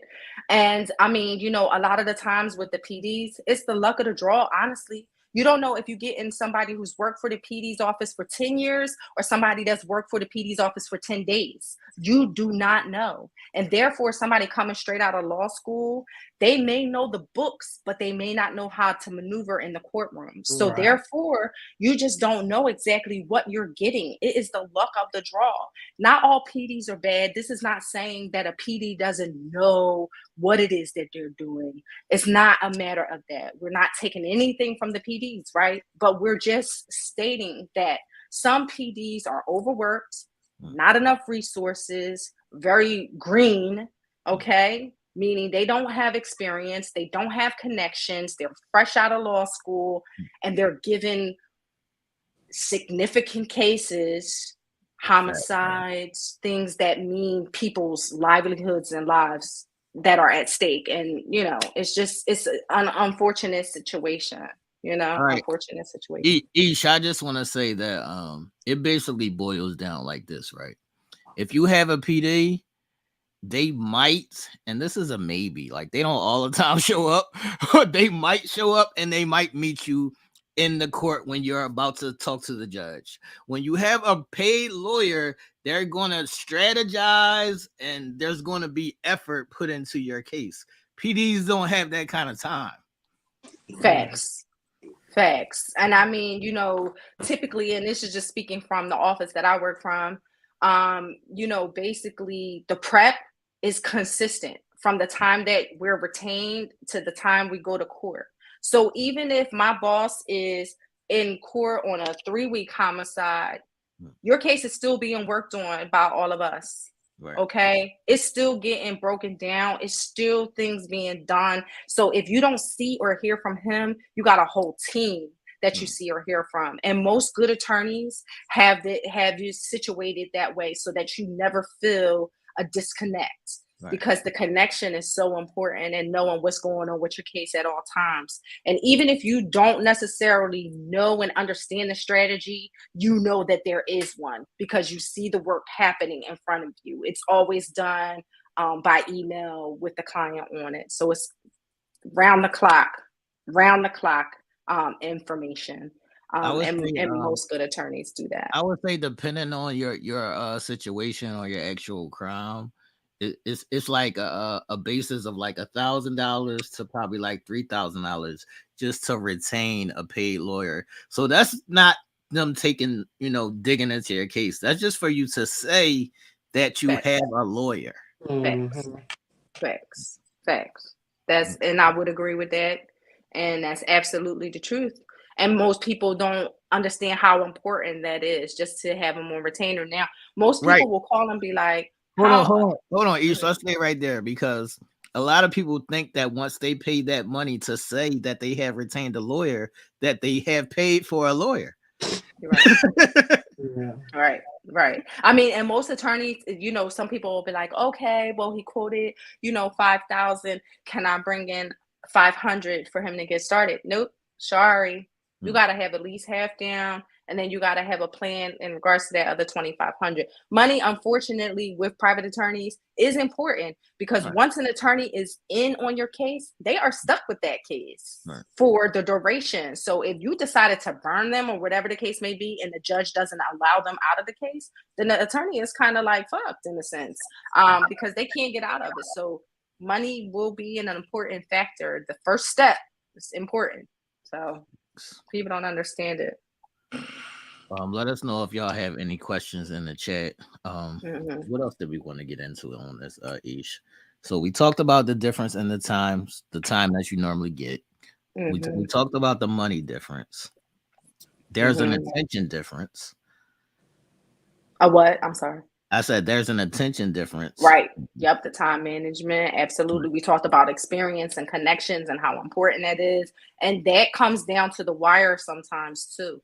You don't understand how many cases are on a caseload, and it comes down to the day of trial. And you will hear sometimes an attorney say, "Oh, my jury broke down." Well, your jury will break down because they have been negotiated and pounding out, because honestly, judges, etc., don't want to use county time to go to trial. So they will do whatever it takes to resolve it in an awesome manner, acceptable to everybody. And it takes a good attorney to be able to pound that out and effectuate that. So that is so important. And people don't realize that. People But don't realize that. But also the relationship between you and your lawyer is important, because you may need this lawyer again. Facts. Facts. And also, let me ask you this. Like if you have a private lawyer and you do have to serve some time, could they have an impact on choosing a less dangerous prison facility for you to go to? Yeah, unfortunately, no. I mean, I can speak for Pennsylvania because I'm not quite sure of the other states, but within Pennsylvania, there is the designation is up to the Bureau of Prisons. With, if we know our branches of government, we know that the prisons fall under not the judicial branch, they fall under their own branch. So therefore they make their own rules. They're not even governed by the judicial branch. So they do whatever they want to do, and therefore they are in control of that. They designate you wherever. There is, certain prisons that are there to categorize you, and then they ship you out into these other prisons. Ish, can you tell Helen how important it is about playing golf with this question? Yes, absolutely. But not even so much in having those interpersonal connections where, we having a beer or we're going to play golf, but just knowing the judge, their attributes. Are they defense privy? Are they, prosecution? Word, like, whose side? And this by knowing them as attorneys first, because most judges have worked as an attorney in whatever county they become judges in for some time. So you kind of already know. It is up to you as a good defense attorney to know the judges inside and out. Right. So that way, when the cases spin to these judges, you already know what you face with. Well, listen here, Mr. Mr. Gathers, like, this judge is not a good judge for you. Right. We need to either try to spin it out, and they've stopped a lot of this, but we either need to try to spin it out. We need to do something to get this out of the hands of this judge, because no matter which way we go, this judge is going to knock us down. It's good to know the judges even outside of the personal relationships. Now, the personal relationships always help. And just think, public defender is appointed by the court. So here in Pennsylvania, we're a Commonwealth state, so the Commonwealth will appoint its own lawyer, and they have ratios and things that they want to hit, and convictions that they want to hit every year for their own number. These things help people get elected, helps judges get elected, helps them get reelected. It helps mayors get elected. It helps, police commissioners and things like that. So when you have a public defender who's appointed by the court, that never, ever, ever, ever, ever, slim chance working in your favor. There always will lead to some sort of conviction, be it probation and or possible jail time. And you're trying to avoid both of those scenarios. So this is where you do the dirty work and get that money together to get yourself a private attorney who is going to fight for you and your freedom versus just helping you be convicted and possibly getting a very, very long sentence. So that means if you have to get mama to put up the house, whatever you have to do, sometimes you got to do what you got to do. But I want to ask you, Ish, can you tell the people the importance of listening to your lawyer? Mm-hmm. Some people, they go in with that premise. I hired you. You work for me, and they hear about what happened with his his shooting case, or what happened with his robbery, and whatever the case may be, and they try to bring in stories and shit that they learn from other people, and every situation is not the same. You hire this attorney to give you effective legal counsel. Listen to them. They think very differently than the common mind. They think based on the law. They think based on what loopholes. You and I, as regular citizens, will not know everything. You know what I mean? And it's unfortunate that a lot of people want to stick to their own guns and not listen to their attorney, which backfires each and every time. It never fails. Is so important because they're going to know best, even if you don't necessarily agree with how they're going to come about your resolution. It's important. So now that we're talking about the right representation, right? What happens if your representation fails you and you are now convicted? Can you see yourself dating someone in jail? Karen, I'm gonna let you start with that. Could you meet and or date someone in jail? Of course, on the surface, I would say no. I could not. But in reality, I don't think none of us could honestly say what we would or would not do if we were faced with that. Because you could fall in love with somebody. I mean, me personally, I would say no, that I couldn't. But you never say never.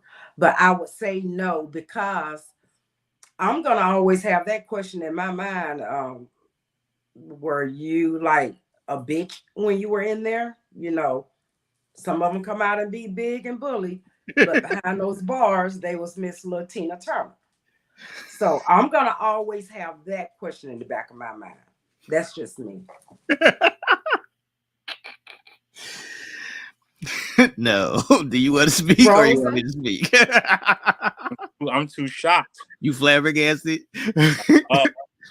Look, I'm gonna say, of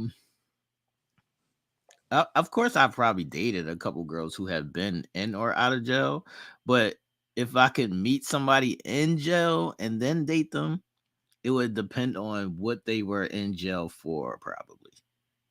That would be the defining factor, depending on what you are in jail for, how long you going to be in jail, what is the circumstances around, you being in jail. I need to know the story. What's up, Nell? Yeah, I could fucking do it. I think I could do it. It's just one thing. I could do it. It is what it is. Like we all make mistakes. We all done did some shit that somebody might not find. Somebody might have found offensive, or somebody might just not agree with from our past. Would hopefully we want somebody to stick by us and love us all the same. However it came about through a pen pal, or we was friends and lovers on the street, and then they got took into jail. You know what I mean? I still would rock with them. Just certain things just don't scare me off that easily. Yeah, I wouldn't care what they did. All right, no, let's play out some scenarios. Say she just came home and she killed her last boyfriend. It was self-defense, but she killed her last boyfriend. You rocking? Yeah. Solid. We're gonna have a sit down. We're gonna have a fucking sit. We gotta have a talk first. We gotta be hard. My motherfucking name ain't Ricky. Nigga that you killed ain't me. We ain't even gonna go down that fucking route. Chill. Relax. All right, no. She was running a sex trafficking ring. No. No. That's one thing that will keep me away from her. Because you endangered the lives of innocent people. Sex trafficking. It's three things it would be a no for me: a sex trafficker, a rapist, and someone who fucked with kids. All those three things off the table for me. If you molested or abused a child, can't do it. Hold on now. She was 19 and the boy was 16. And now she comes home from that. Oh. She got statutory rape. Right. That's different. But if you messing with little 2-year-olds, 3-year-olds, and 5-year-olds and shit like that, it's a little wild. But if you just had a monogamous relationship or a consensual relationship with a minor, it's a little different. That's a little different. It's levels to that type of stuff. It's different. But when you messing with children, inappropriately, that's when we got a problem. Sex trafficking, we got a problem. All right, Ish, what's your answer? Can you date somebody in jail or what? Can you meet somebody that's in jail and date them?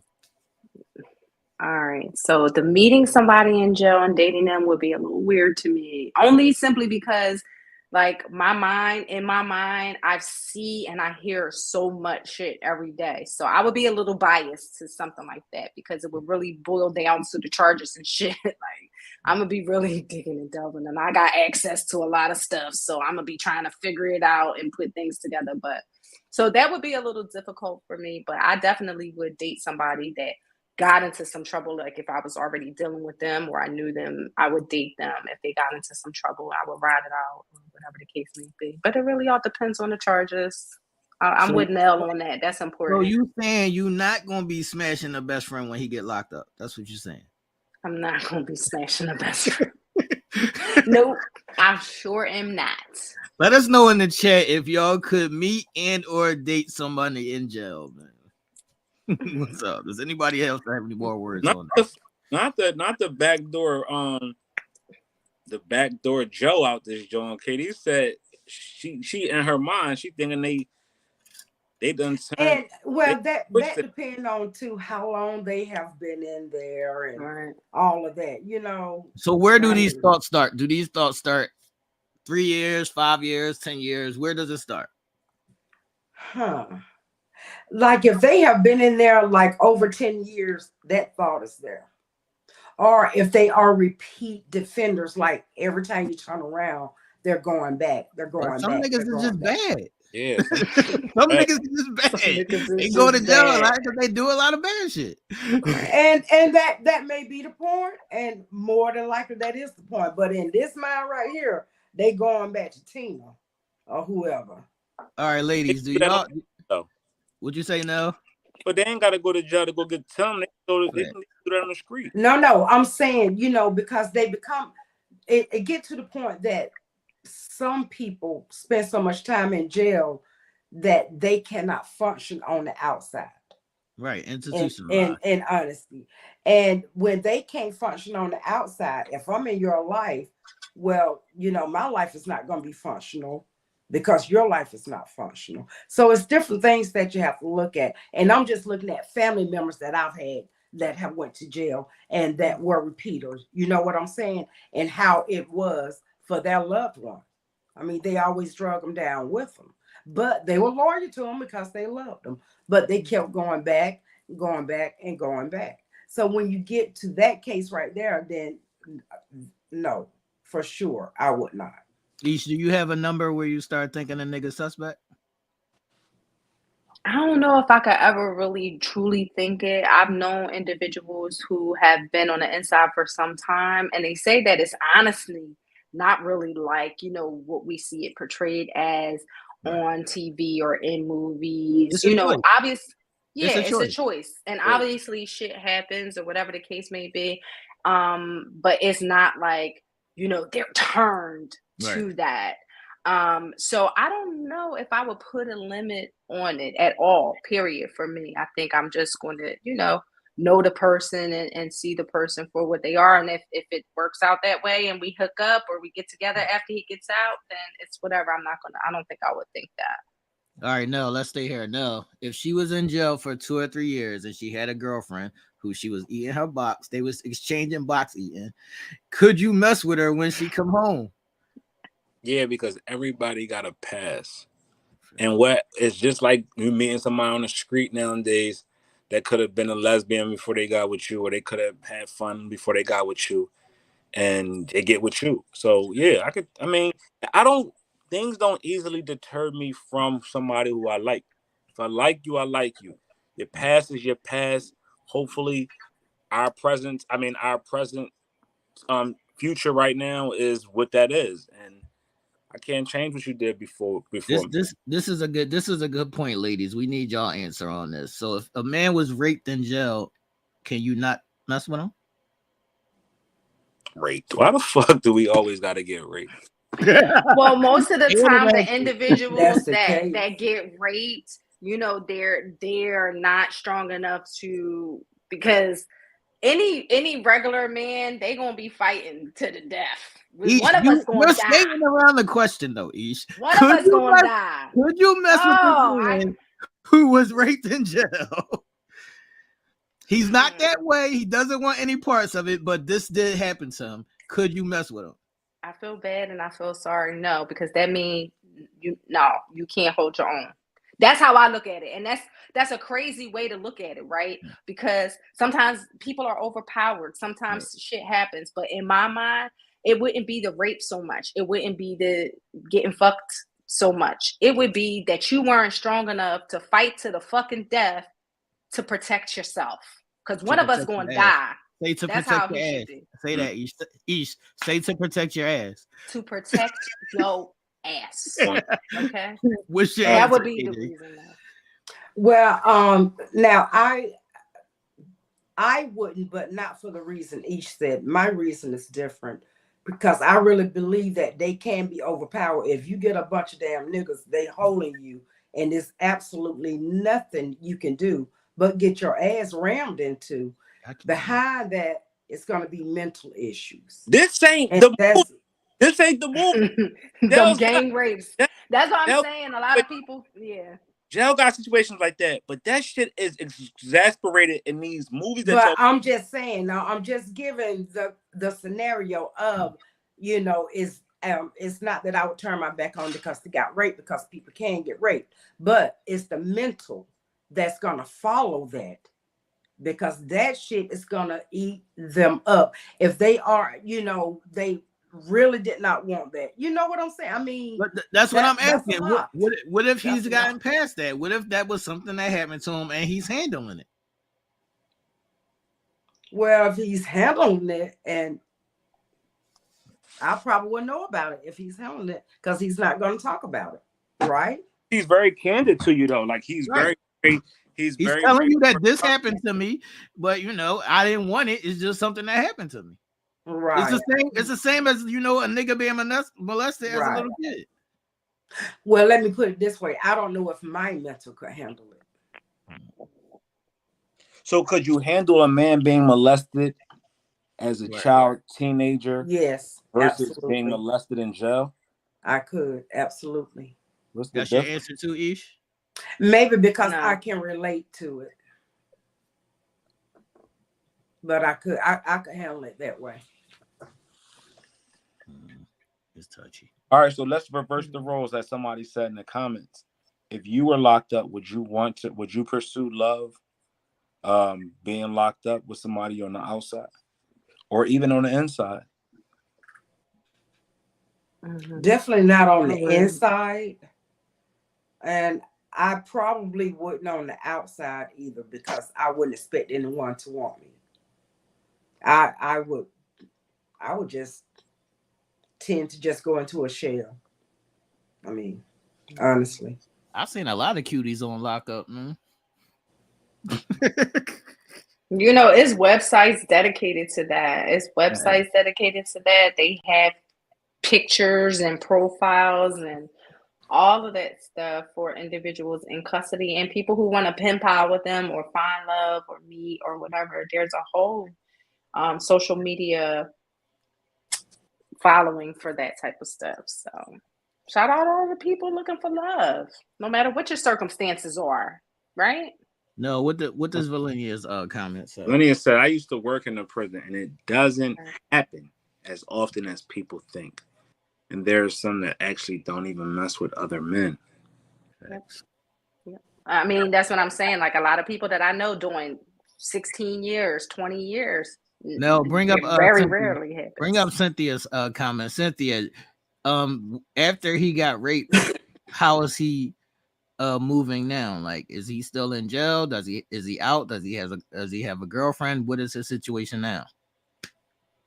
She said that. Oh, and Cynthia, you know, I had a cousin that was raped in prison. He did a long time in there, but he was raped. He lived 1 month. He took and jumped out in front of a 18-wheeler on the interstate because he couldn't deal with it. I'm with him, man. He couldn't deal with it. He couldn't deal So with that's how come I say it's going to be some mental behind it for most of them. Oh, Cynthia said he's married now. Oh, he's married. He's a high producing member of his society. Absolutely. Busting all in his wife. Some niggas can handle it, man. Damn, now. What? Some niggas can Giving handle us the visuals. No, but that's great though, Cynthia. Yeah, shout out to him. Yeah, shout out to him. Yeah. Shout out to him. But I know in like the Pennsylvania prisons and stuff, like you know, it does happen. It's not exempt from happening whatsoever, you know, but it just doesn't happen as often as people would think in their minds, you know, but it absolutely and positively does happen. So all right, people, do y'all have any more questions or comments, thoughts on this topic before we move on? What's the word? So now this is where I want to sit back. This is where we get candid. This is the big topic of the night. And it goes a little something like this. It's titled 3 Kids by 30, and Now She Feels Trapped. T, do you want to tell us what that is? All right, so I was watching this podcast with this young lady who said she did indeed have 3 kids by 3 different guys by the time she was 30.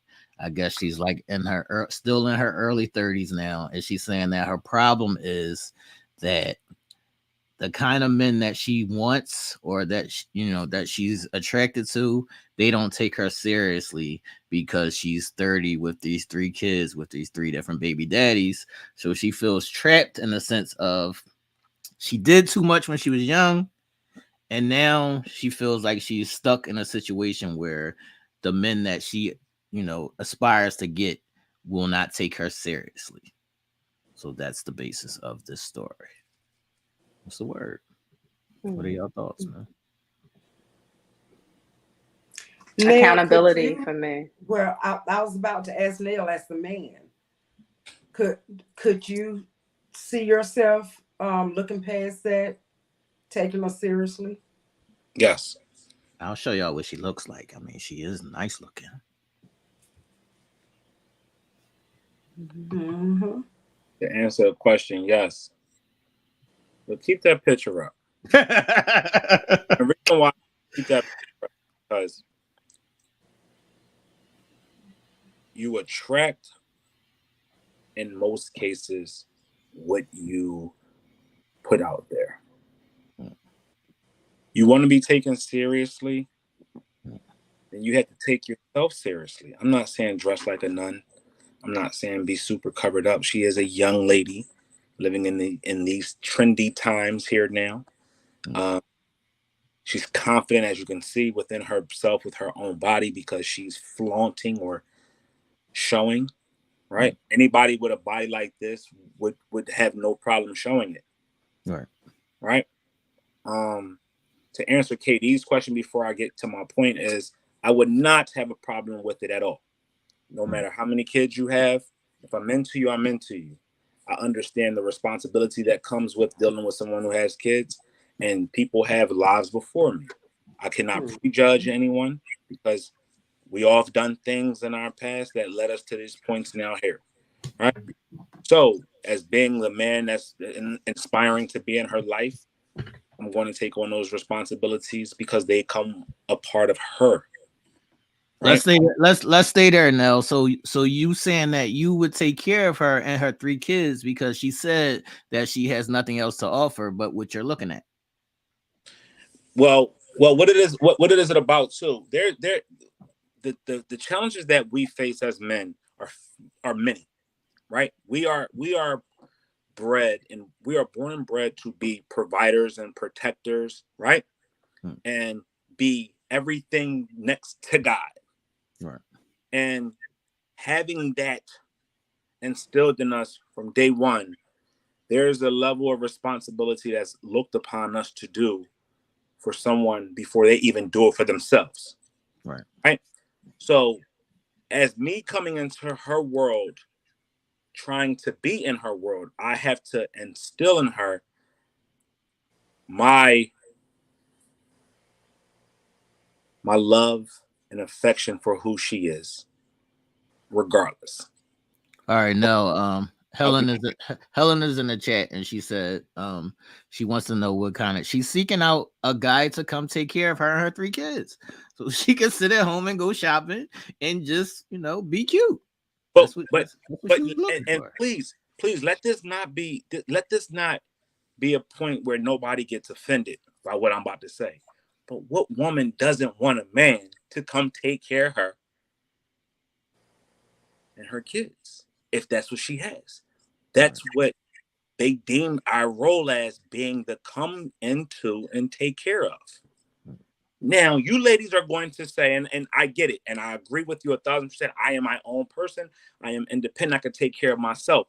But yet and still, you still want a man who is going to come in your life and add value to it, and provide and protect.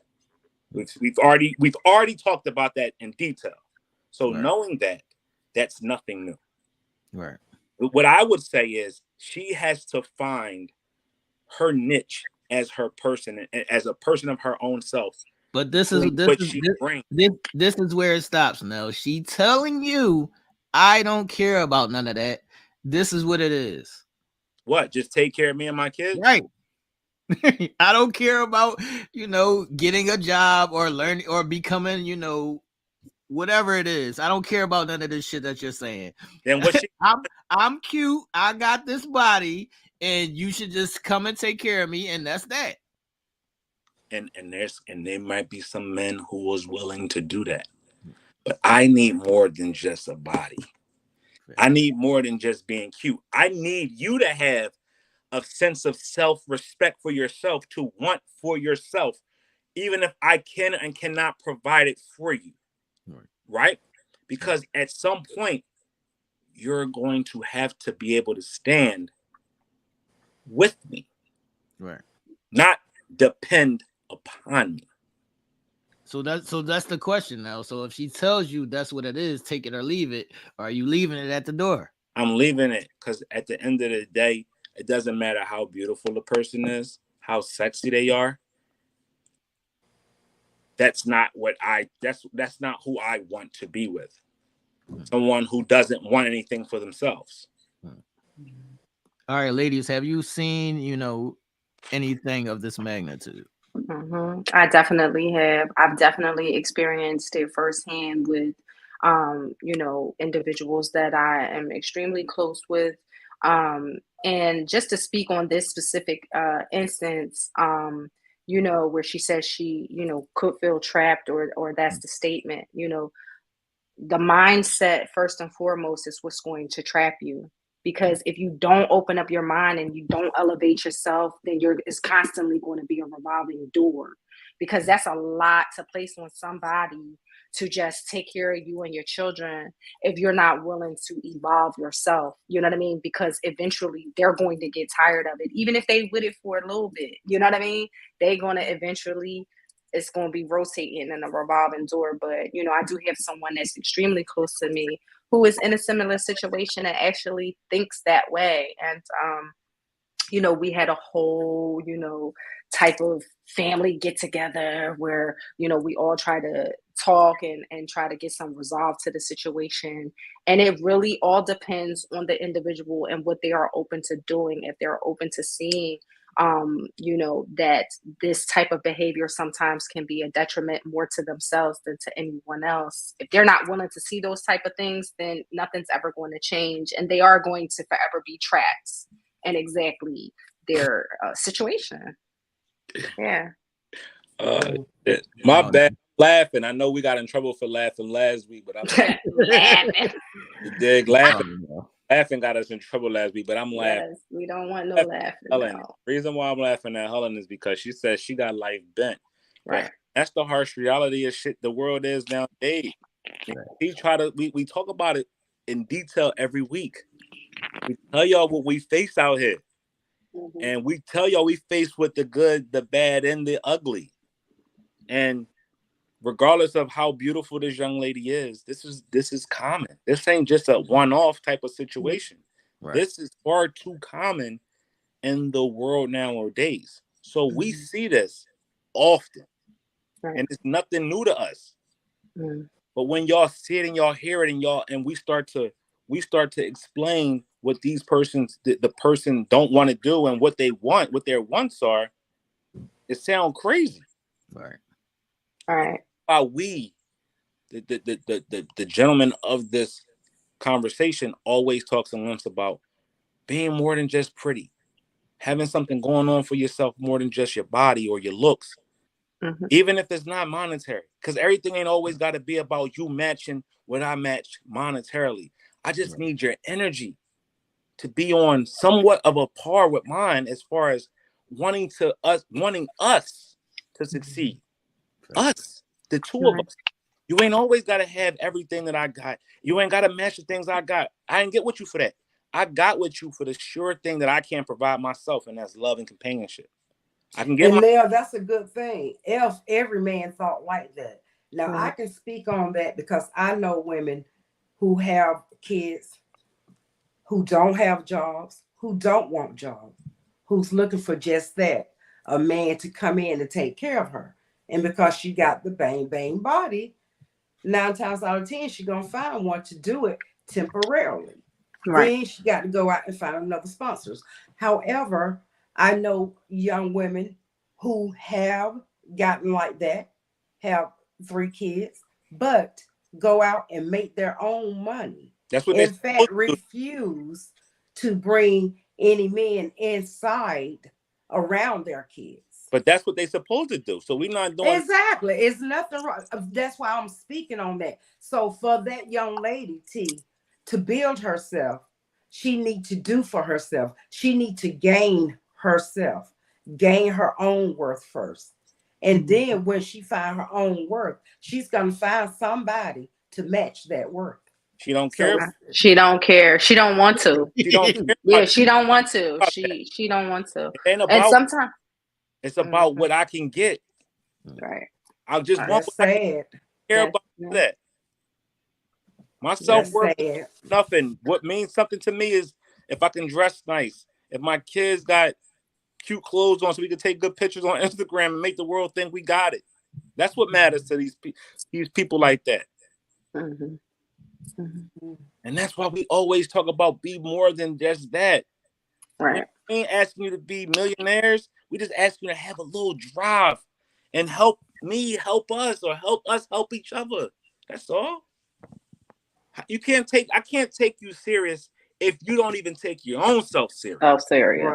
Right. At some point, do we understand what self-esteem means? Self-esteem is the self-esteem that you have for yourself, the esteem that you have for yourself.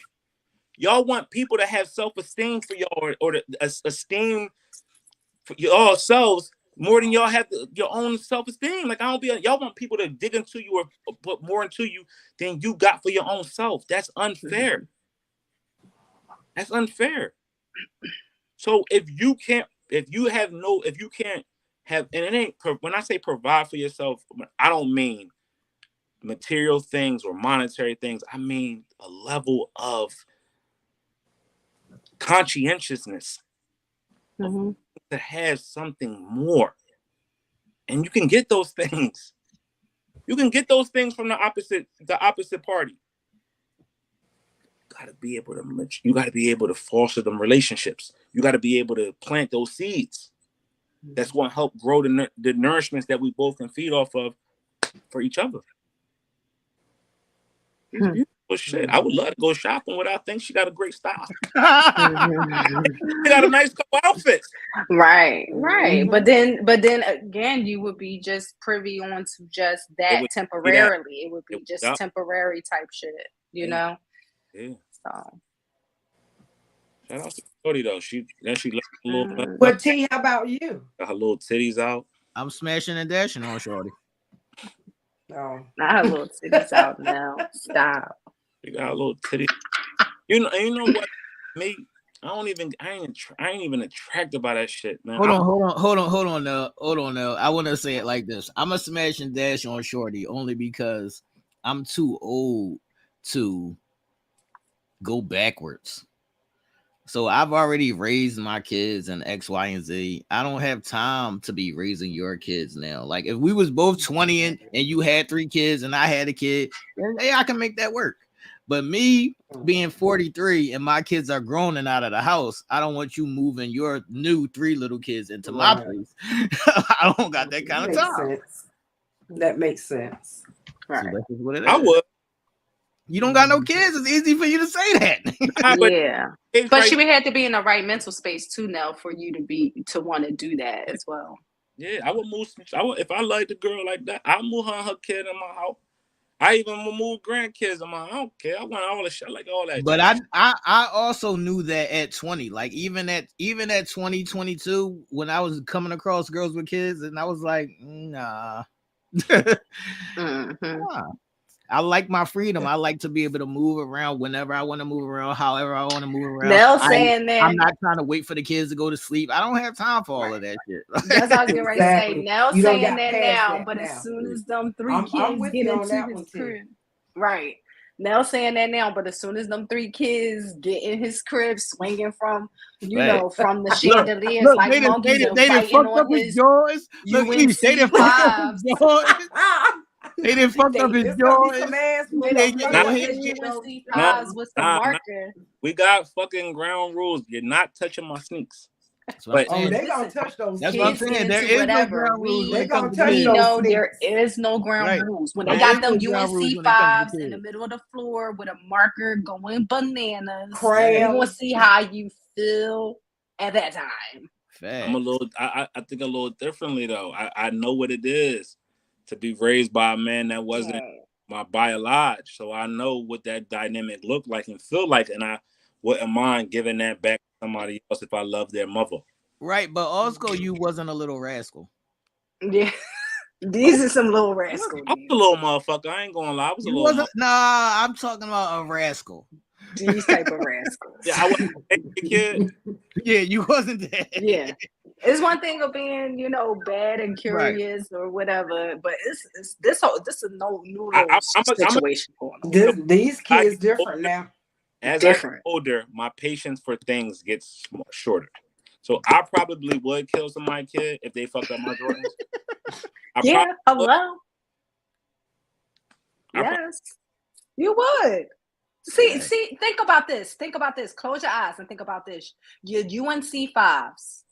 Brand new, fresh out the box. Let me open my eyes. He got 48 colors of the Crayola box. Let me open my eyes back up because I almost passed out when you said that. Markers. Oh yeah, not just the permanent, not the semi-permanent, not the washable markers. The permanent markers. How much is it the retain Peruta? Exactly. Facts. How much is the retain Facts. Yeah, because I already know you're going to blow a gasket. Blow a gasket. Because they're going to be curious. Yeah, they're going to touch it just because you say not to. And they're busy. Going to. They just busy. We talked about that in regards to the guns and stuff. Like, they just busy. Close your eyes one quick minute. They got them. All right, no. She got she got teens, right? Yeah. And when you at work, they running motherfuckers in and out of your crib. Your shit coming up missing. All kinds of shit is going on. You still working it out with Shorty?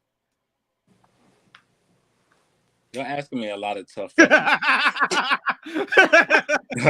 what I'm trying to tell you. These are the things that go on that you don't know because you don't have kids. That's why I'm asking you. When you have kids, you know that these kind of things go on. You know why y'all you know why I'm because I did shit like that when I was That's what I'm saying. we ran motherfuckers in and out the house, but I can't answer that. I can't really answer that. I probably will have an attitude. I got an attitude in my big age right now. Thanks. I mean, if she leave a towel in the chair or something, I don't fucking know. If she do something great, like I don't know. Like I get attitudes when the shower curtain don't be shut all the way because I like my certain way. I don't know. So if that's right. Hold on now, ladies, because y'all skating on this. The nigga come live with y'all with his 3 kids. Are y'all rocking? No, they not rocking. Oh hell no. Look how quick they turned us down. At least we give it a thought. They just turned us down quick. But like no. Now, wait a minute. Now, I'm like you said. Now, in my younger days, I could have did it. I wouldn't have had a problem with it. But in my older age, I've gotten one grown. No, these kids are made differently now. What's your answer, Aisha? I couldn't do it. My answer is unfortunately, in my younger years, yes. In my older years, no. It definitely would have been different if I was younger because I would have had the wherewithal to be able to put up with certain things. But now, nope. Y'all need to explain to Nell all these things that be going on when you have kids in the house because he think it's fucking sweet. Oh my gosh. Sweet. He think it's sweet out here. It is not sweet. It is not sweet. Yo. She didn't come and visit me. She didn't walk to the bathroom. No, one of the kids that walked to the bathroom and grabbed your jaw. One like, day. Come and visit baby Ilani for one day. Yeah, Nell will be like, listen, I thought I was gonna be cool with this. I love her to death. Now that is my baby. I love her to death. But when I tell you that little girl, and not even 2 yet, what had my earrings on the other day? I'm like, girl, you got my earrings. See? Had a marker marked on my car. Now they gonna have your big red boot over their head and shit. Like, you know, your big red boots is gonna be having food and chicken and shit all inside your big red boot. Shit, dog. Facts. They're gonna fit their whole body in one of them. Like, you're gonna be seeing your shit all over social media, just out of control, now. You ain't gonna be able to deal with it. I still gets in the dryer, y'all. She would get into the dryer. Look, they eat a big piece of chicken and everything. See? They ate your big piece of chicken. They are a handful. I still they are a handful. She got a little kid or whatever the case may be, a little grandkids come over. I'm still gonna fuck with them. I got a little good rapport with the kids though. I know how to. Cool, nigga. Grandkids you can get rid of. They don't live here. They gonna live here. Oh my god. Yeah. We got another one, and this is ideology. We didn't do this in a long time. In this time, it's cracking. I don't know what we got. Oh, he got his name up there already. We got his. Oh, well, so we already know it's gonna be some shit. We already know what it is. But before we get into, are y'all ready for ideology, ladies and gentlemen? Before we get it's into, gonna be a deep one. Go ahead now.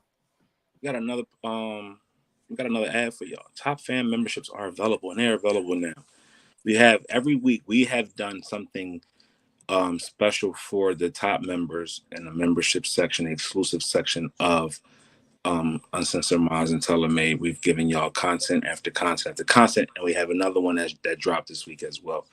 So if you are not privy to see these things, that just means you have not went out and got your top fan membership. They are available. Not only do you get exclusive content, you get merchandise, and you get a front row seat to classic information that pertains to the four of us. So go out there and get those top fan memberships. They are available now.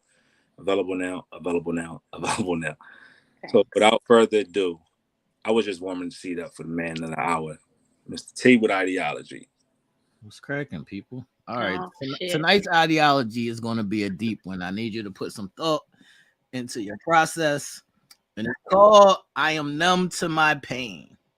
So the premise of it is some people try to avoid their past traumas or, whether it be physically, emotionally, whatever it may be, they put their pain, like they stuff it under, under a mattress and try to pretend that they don't have any pain, that they're numb to it. They think that they become emotionless and that they don't care about, whatever that is anymore. So some people either hide that pain away and try to ignore it and keep moving without ever addressing it. Some people put their pain onto others by internalizing their pain and then pushing it onto other people instead of getting some healing for themselves. So there's a premise, there's a thing going around saying that I am numb to my pain instead of taking the time to address that. One, you do have some pain, you do have some traumas, you do have emotions, but you're choosing to ignore it. So do you ladies, while we wait for Nell to get his ass together, do you ladies know what it means to be numb to your pain? Absolutely. Mm-hmm. Mm-hmm. Absolutely. What are your thoughts? I think sometimes for women, it's easy to want to remain powerful in every instance and to have that facade of always being the strength of and hub of strength. You know what I mean? So it's easy to kind of numb yourself and to just keep pushing. You know what I mean? To not reflect back on past hurts, past traumas, or whatever the case may be. But here's where that can be a detriment, because I used to do this often. In my younger years, in my 20s, that's all I did. All I did was numb to it. But I lashed out a lot. And I got called out by some real motherfuckers that was like, listen. And I mean, called out, not just bringing it to my attention. I mean, really pulled it out of me, the fact that I was doing this, and it was a detriment to other people around me, not just to myself, but to other people around me. And so once I was able to be pulled out of that in a vigorous way, I was then able to kind of like realign with myself and heal myself in order not to do that. Because when you do that, again, you hurt just others, not just you. You hurt other people as well. So do you feel like people also do this subconsciously? Yeah, again, especially, and I'm going to speak for women because I am a woman. Like we brush off our knees and we keep it pushing. We might be bleeding from our elbows and our knees, and we might have scrapes and marks and beat up. If we're going to keep pushing, and we're going to try to keep moving and hide it. It's just natural. So it's even natural. like as a little kid, say something happened to you as a little kid and you just never addressed it and you just pushed it under the mat. Do you think that that's healthy? Like, is that helpful or healthy in the long run? No, not at all. But you don't get a chance to see that when you're living in it. Like, you have to, how can I put it? Like, when you're going through that hurt and pain, and I can only speak for me, I can't speak for every woman, but when you're going through the hurt and pain or whatever is haunting you per se, you don't really see it while you're living through it. It has to be brought out of you, and it has to be like, yo, somebody has to like kind of shake you almost, because even hearing it over and over again, that you're being detrimental, that you are hurting yourself, that you're doing this, it has to almost take somebody to fucking sock you. Right.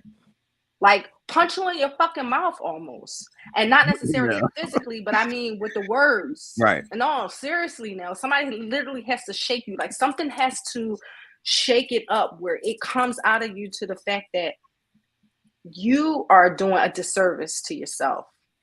So that's what happens with me. So I got it the rough and raw, rugged way. Is there an issue with women sometimes not feeling safe, or just not even having it in the in the front part of their mind to say, I'm not right, I'm not okay? Absolutely. But it takes courage to step out of that space. Thoughts, anybody? Are those questions? Well, So when you realize that you're not okay, do you internalize that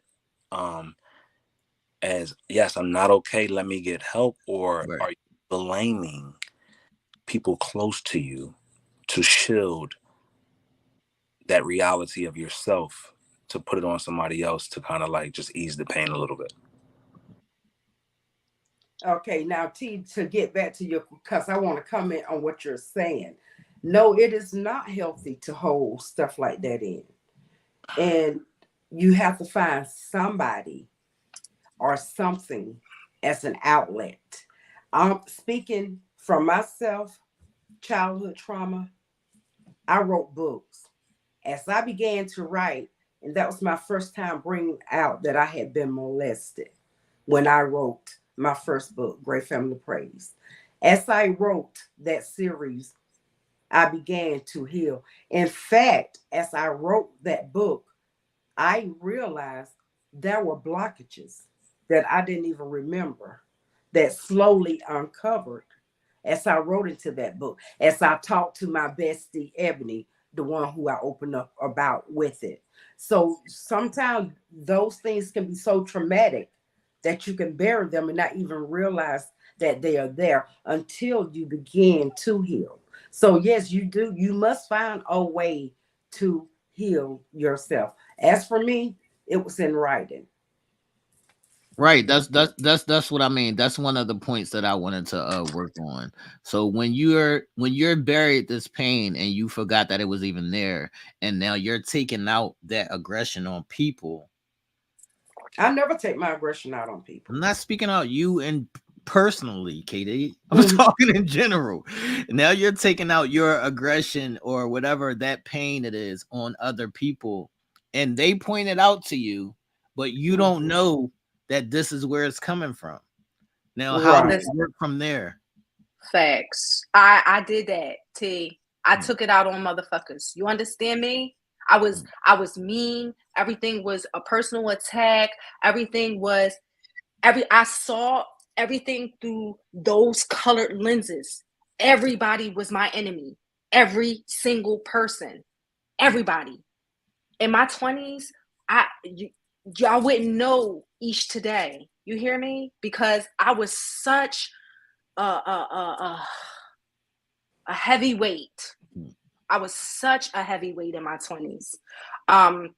It wasn't until my early 30s until I came up out of that. You have to come up out of that. For anybody that might be dealing with that, that burden needs to be lifted, because I promise you, it's just going to continue to be enormous.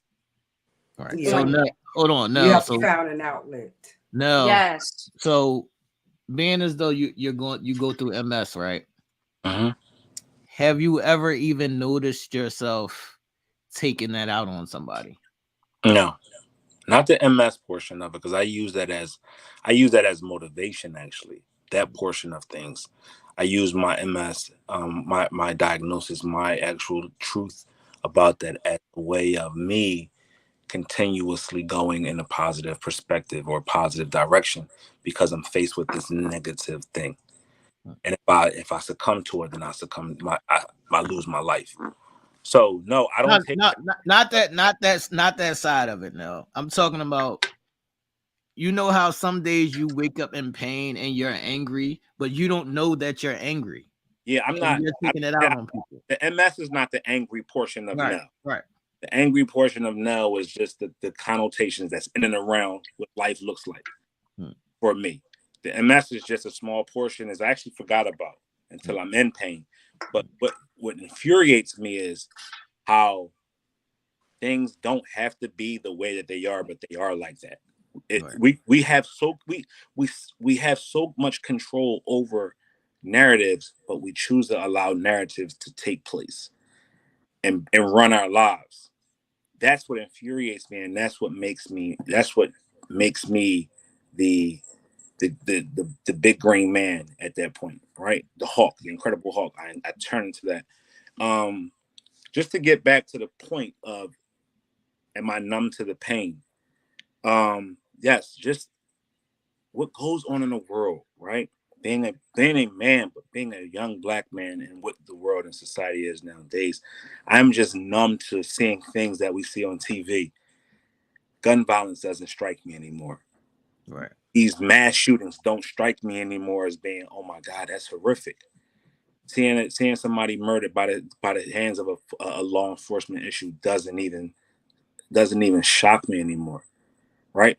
Certain things that used to be taboo don't even it just ride passes my mind because it's so prevalent and present today that it's made me numb to anything that at a point in life could have just pulled on my heartstrings.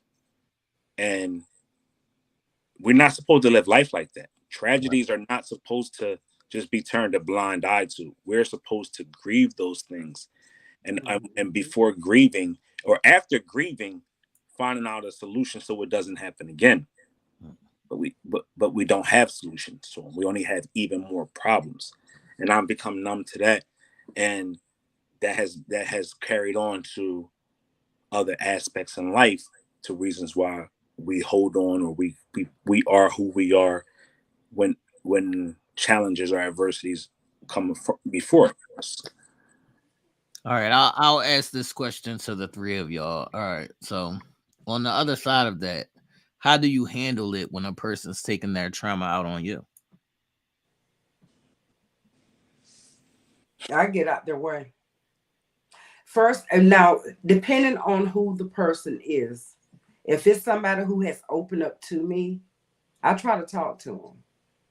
I try to talk to them and try, to let them allow them to let me in as far as they will let me in. And then depending on how far they let me in is whether or not I will talk to them. But if I see where they absolutely is just bothering them that I'm there, I will move out their space. Ish. Mm-hmm. For me, I feel like I would be just like that individual or those individuals that were there when I was lashing out and, behaving a certain way or taking my traumas out on other people. I would be just like them, and I would be vigorous and trying to get them to see the detriment into their behaviors, and trying to get them to see just a different way of thinking, just a different way of healing, a different way of behaving. So that would be me. No. What's up? I seek help. I reached out to another form other than myself, other than my own mind. I reached out to a secondary sources, a psychiatrist, psychologist, the one who I can sit down and I can talk to and uncover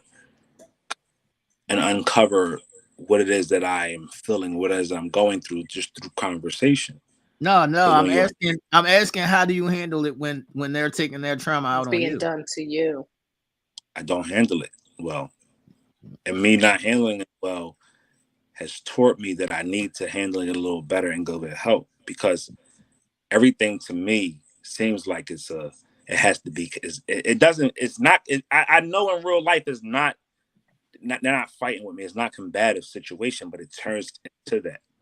It's because of the strong personalities that I got and that other person may have. And it goes down this path. But then there comes a time, small time through that whole interaction, that I realized, shit, it's gotten out of hand. Let me pull back. Let me now become tender in this fucking hellish moment. The moment is on, everything is on fire. It's raging out of control. Now let me try to wrap my arms around the fire to try to calm it down. Because ultimately, I care about that person that I'm arguing back and forth with or going back and forth with enough to be like, all right. I get it. You got it. We got it. Let's find a solution so we can both be cool with it and we can be happy or whatever. That's how I handle it. That's how I used to handle it. Just full out war. Now, if it's full out war, if it's war, then there's a little tenderness at the end. How about you too? I'm gonna say in my younger years, I used to be numb to my pain. But as you get older, or depending on certain experiences, certain things that you go through, you have to learn that you have to allow yourself to feel whatever it is. You have to allow yourself to have those feelings. So you have to allow yourself to feel your pain. They always say pain lets you know that you're still alive. So you have to allow yourself to feel your pain and then work through that. That's how you move forward. You can't just, eliminate it or push it away and think it's going to go away, because it's still going to be there. You're just not addressing it. And then it's going to come out, at bad times, or it could put you in certain situations that you just don't want to be in. So I used to be numb to my pain, but now I address it. As far as people, using their trauma on me, that's like a conversation. I would try to have that conversation. But then if I feel like you're not being accepting to the conversation, then I gotta let you handle that on your own time. Yeah. Yeah, it's a certain level of care that can only go but so far. Right? It can only go but so far. Hopefully the person that's laying their traumas on you, you're going to understand and you're going to listen for a while.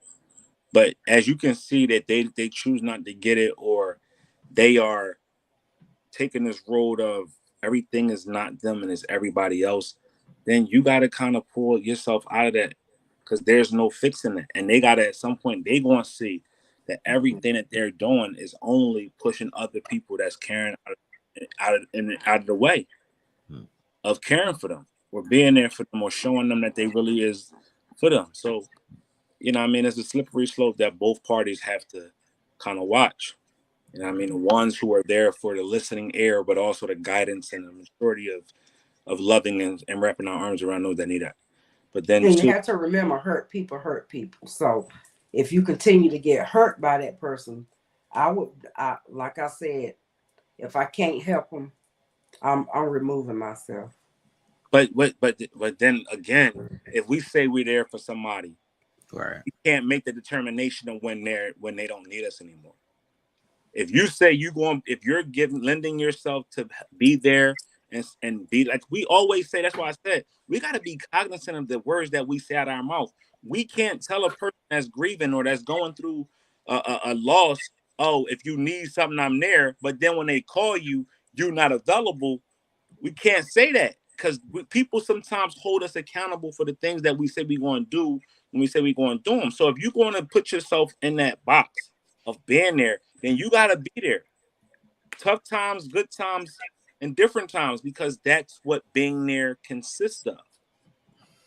So we got to be cognizant of the way we say, oh, I'm going to be there for a person, but if it don't go our way, then I ain't going to be there. Oh, that's selfish. But I'm saying, if that person is constantly bringing you down, you're trying to help, or you thinking you help, or whatever, but that person is constantly projecting their aggression, as you can say, onto you. Right, but that depends on your level of commitment to them. Yeah. So if you have a full commitment to them, you just have to eat that. So it's like, I might not understand what you're going through or what you're trying to say, but my understanding comes from me being committed to you. So I have to just, whatever it is, I got to eat that. I might not can't internalize anything you saying. Right. I might can't give a fuck about, not saying I don't give a fuck. My feelings to what you're feeling may not have zero fucks to it, but my level of commitment to you and you getting back to being you matters more to me than anything. So internalizing that with you. I understand you hurt right now and you projecting your hurt because you hurt. Now, all the times is you want to project that on me. So that's when we experience those good times. But if I tell you I'm going to be there for you, I got to be there for you. I can't pick and choose what being there for you looks like, because that's not 100% loyalty. Loyalty costs us nothing, but it takes a full responsibility of us giving of ourselves, if that's what we say we're going to do. Mm-hmm. People pick and choose nowadays. That's why everybody is so. That's why That's why friendship means nothing nowadays. Right. Because people's friendship hangs on how is it going to benefit me. And cool, it's supposed to be a benefit to you, but then too, friendships and partnerships have ups and downs. Right. Tough times and good times. That's what the true mark of a friend is, who's been there with you through the tough times and also who's there with you through the great times. Right?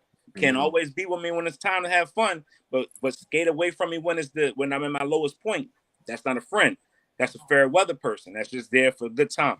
So we got to be cognizant of the type of things that we are going to, the labels that we attach to people, the labels that we give to people, the conversations that we have with people, because people hold us accountable when it's time to hold us accountable.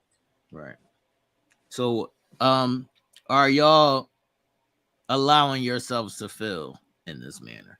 Like, are you allowing yourselves to feel your emotional pain, your physical pain? Are you in the correct space? Oh, I run like hell from pain, emotions. I run like hell from emotions. I'm just gonna be honest. I don't like them. I do not like them. And and you know, going back to the Aquarian thing, that's what most Aquarian people do. But I will be the first to say, look at that. I don't like emotions. I run like hell from them. Ish. Now I am open to my pain. I accept it. I deal with it is the best way that I know how. But I grew into that space, and I'm happy that I did, because at least I'm able to feel, and I'm able to, you know, push through the pain. And maybe I can teach somebody something as well during that. So I'm happy with the space that I'm in now, and I can't say that I've always been here, but I'm glad that I am. No. I'm a work in progress. I took ownership of my shit. I stopped trying to say things that was pleasing to others just because it sounded good, and honestly divulge who I really was and open myself up to my lies and my pains, my hurts, my discomforts within myself. Because if I don't have hold of myself, I can't be no good to nobody else. So emotions to me are not facts, because emotions sometimes can steer us in places, put us in the wrong mindset. When at any given time our emotions can switch, but facts are facts. I think we need to attack our emotions head on, because we suppress those emotions and we bury them. We're running away from what our truth really is. And when you face your emotions head on, you get a greater sense of yourself. You are not allowing your emotions to be your dictator, your captain, your whatever, to rule your life. You've taken control of it. And sometimes when we keep running from things, we never face it head on.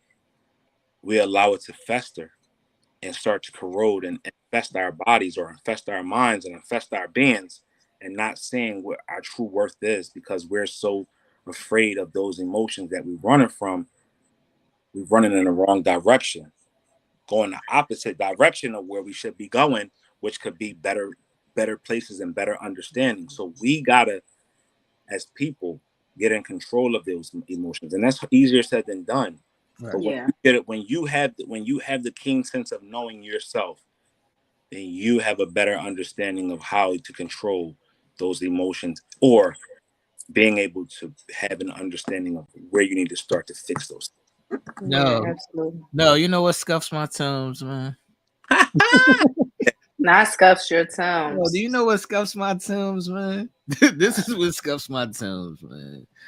When a person is in denial about their feelings, that's what scuffs my tones. When you tell me I don't care about X, Y, and Z. And then But 2 months later, it's a fucking big ass deal. It's a fucking argument. You said you didn't care about this. Yes. Stop lying to yourself. Stop being in denial. Or said you moved on, but really haven't moved on. And you going telling the world how you so happy that you now moved on. I don't understand it either. My Timbs are scuffed now too.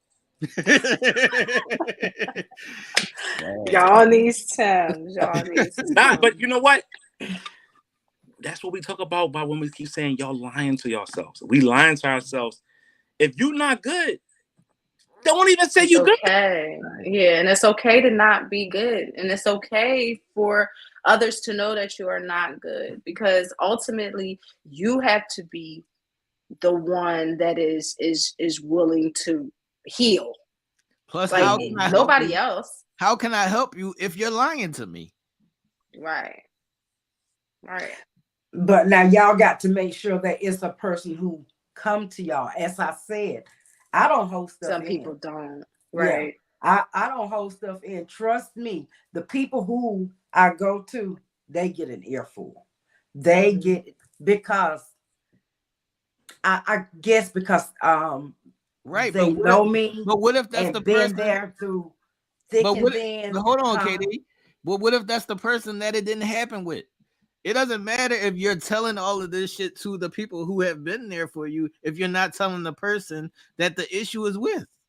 It doesn't land. It's still not getting ears. It's still falling on deaf ears. No. You need to tell the people that you have the issue with the issue. You telling somebody else means nothing. I mean, if I have an issue with somebody, I'll let them know. Right. No, I let them know. No, I mean, as far as holding in pain, you know, I have my bestie that I go to. But now, if I have an issue with anyone, I have no problem telling them that. I just need people to stop being in denial, man. Or I need people to, if you got a pain, fix your pain. I don't understand when people run to these social medias and post their supposed pain, but do nothing about it. Right. Mm-hmm. Or they post these pains and they blame everybody else, and they use that as ammunition just to get likes. Mm-hmm. When do you fix it? At what point do you stop fucking talking about it, or stop wallowing in it, or stop using that as a crutch or something that's going to get you a bunch of, hey, you know what, you right. That shit is weird to me. I just don't understand it. It's like, fix it or shut up. It really do. It'd be like, all right, we got it. We heard it at the 54 post. We got you. Are you going to do something about it, or are you going to keep talking about it? Because what happens is people don't take you seriously now. It's just, oh, they on they shit again. Oh, somebody must have didn't act the way that they want them to act, so now they got to come on here and act that way. Because now we can't believe you. Right. Now we don't have no sympathy for you. At one point, it was like, oh, shit, this person might need a little hug, a little coddle. They might need to be told they great, and we see them, and you know, keep your head up or whatever. But now when we keep hearing let's stay right there, Nell, because I want to ask these ladies, and y'all ladies in the chat can chime in as well. There is some ladies who will say, yo, I need a hug today. And there's also some ladies who need a hug, but they won't say, I need a hug. What is the problem? Or you have some people that say, no, that don't bother me. I'm good. Nothing don't bother me. But then get bothered when something's said or done. Now, as far as the hug, I will say if I need a hug, I'm a hugger. I am a hugger. I have no problem with that. But, you know, it's funny you should say that, because a coworker and I were just speaking. I think it was Thursday or Friday, maybe Friday. We were just speaking Friday on wanting someone, but not just anyone. Right. You know, that we would love to have a man who can accept us for being strong women, because she's a strong, she's very young, but she's got it going on. And the little guy who's talking to her told her she's too much. She's too much like a dude, because she's very independent as far as like accepting anything. You know, she be doing her thing. But she and I both said that we would love to have a man to go home to and just hold us. Just hold us. Then you y'all know, sometimes that's all you want. Then y'all gotta stop saying y'all cool with being fucking single. Right. Well, most of the time we are, but I mean, we don't have our moments where we when you portray you're that, not. then No, you're you're not not. cool with being single. Right. If you No, say you're I want to not. go to somebody that hugs me, you're not Right. cool with being single. Well, we just with gonna the have our loneliness. moments where I mean, No, you're everybody not want to cool with be it then. And that loved means you're not sometimes. cool with it. If you're Right. not cool with it, then don't be cool with it. Don't keep Right. saying I'm cool with being single. I'm cool with if I'm single and lonely. You're not really cool with it, because if you're having conversations about I would love to go home and get hugs, you're not cool with being single.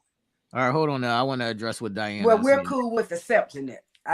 Can we at least say that? Because Yeah, I do very that's damn fine. good with accepting it. That's fine. That's fine to say that I've accepted that I'm single at this moment, but don't say I'm cool with being single. That's a false statement. Diana saying, what if you take it to the person and there's no resolve? At least you gave them the option. Like, at least you presented the plate. Y'all just automatically take shit off the table, assuming that somebody's not going to be receptive, or assuming that you know their answer. You have to at least give people the option to respond, instead of you putting your thoughts and your assumptions and just totally not giving them the option. And expect people to move when you want them to move. All right. You bring something to somebody, hopefully they will digest it, process it, and figure it out. All right. And we want everything to be done at the snap of a finger, and that's not realistic for everybody. Hopefully they move the way you want them to move, but they gonna move in due time. I could have had issues with, let's say, but man, no. She said this.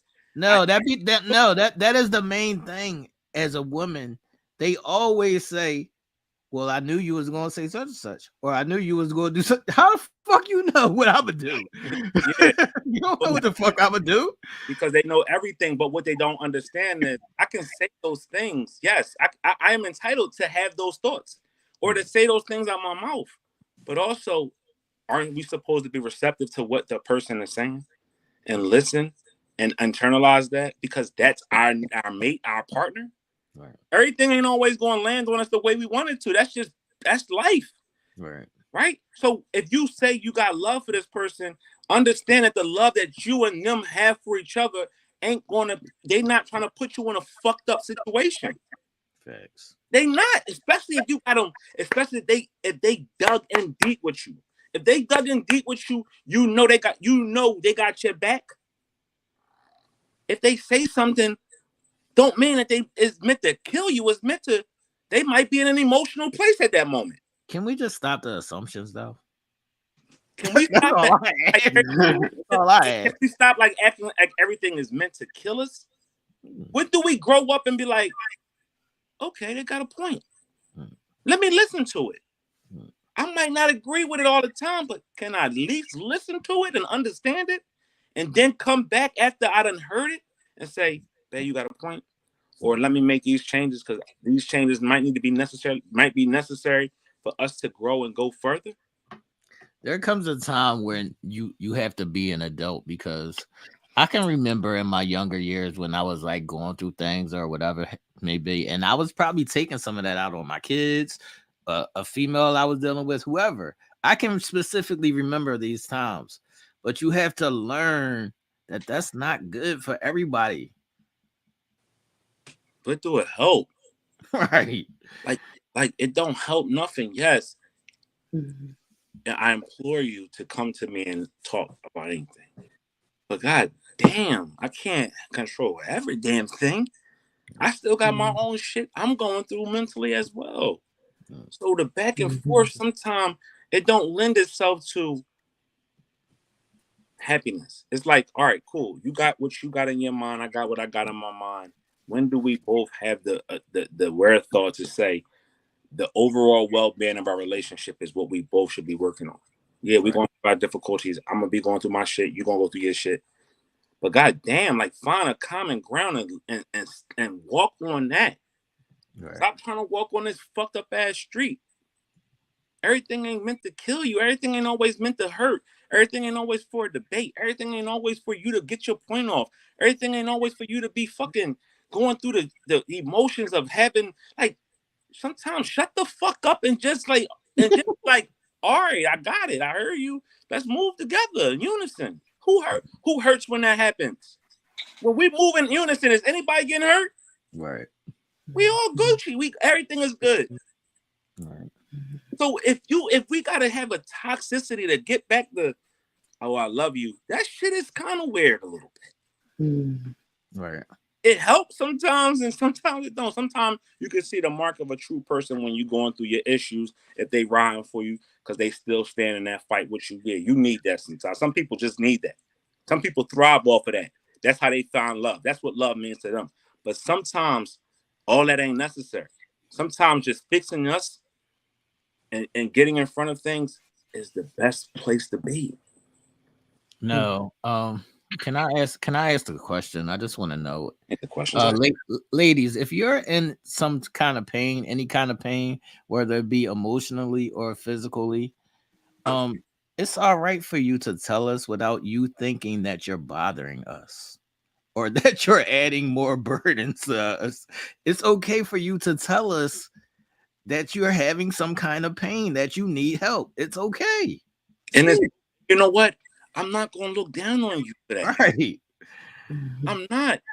Just think of how we were born and bred and raised. We were raised to find solutions to problems.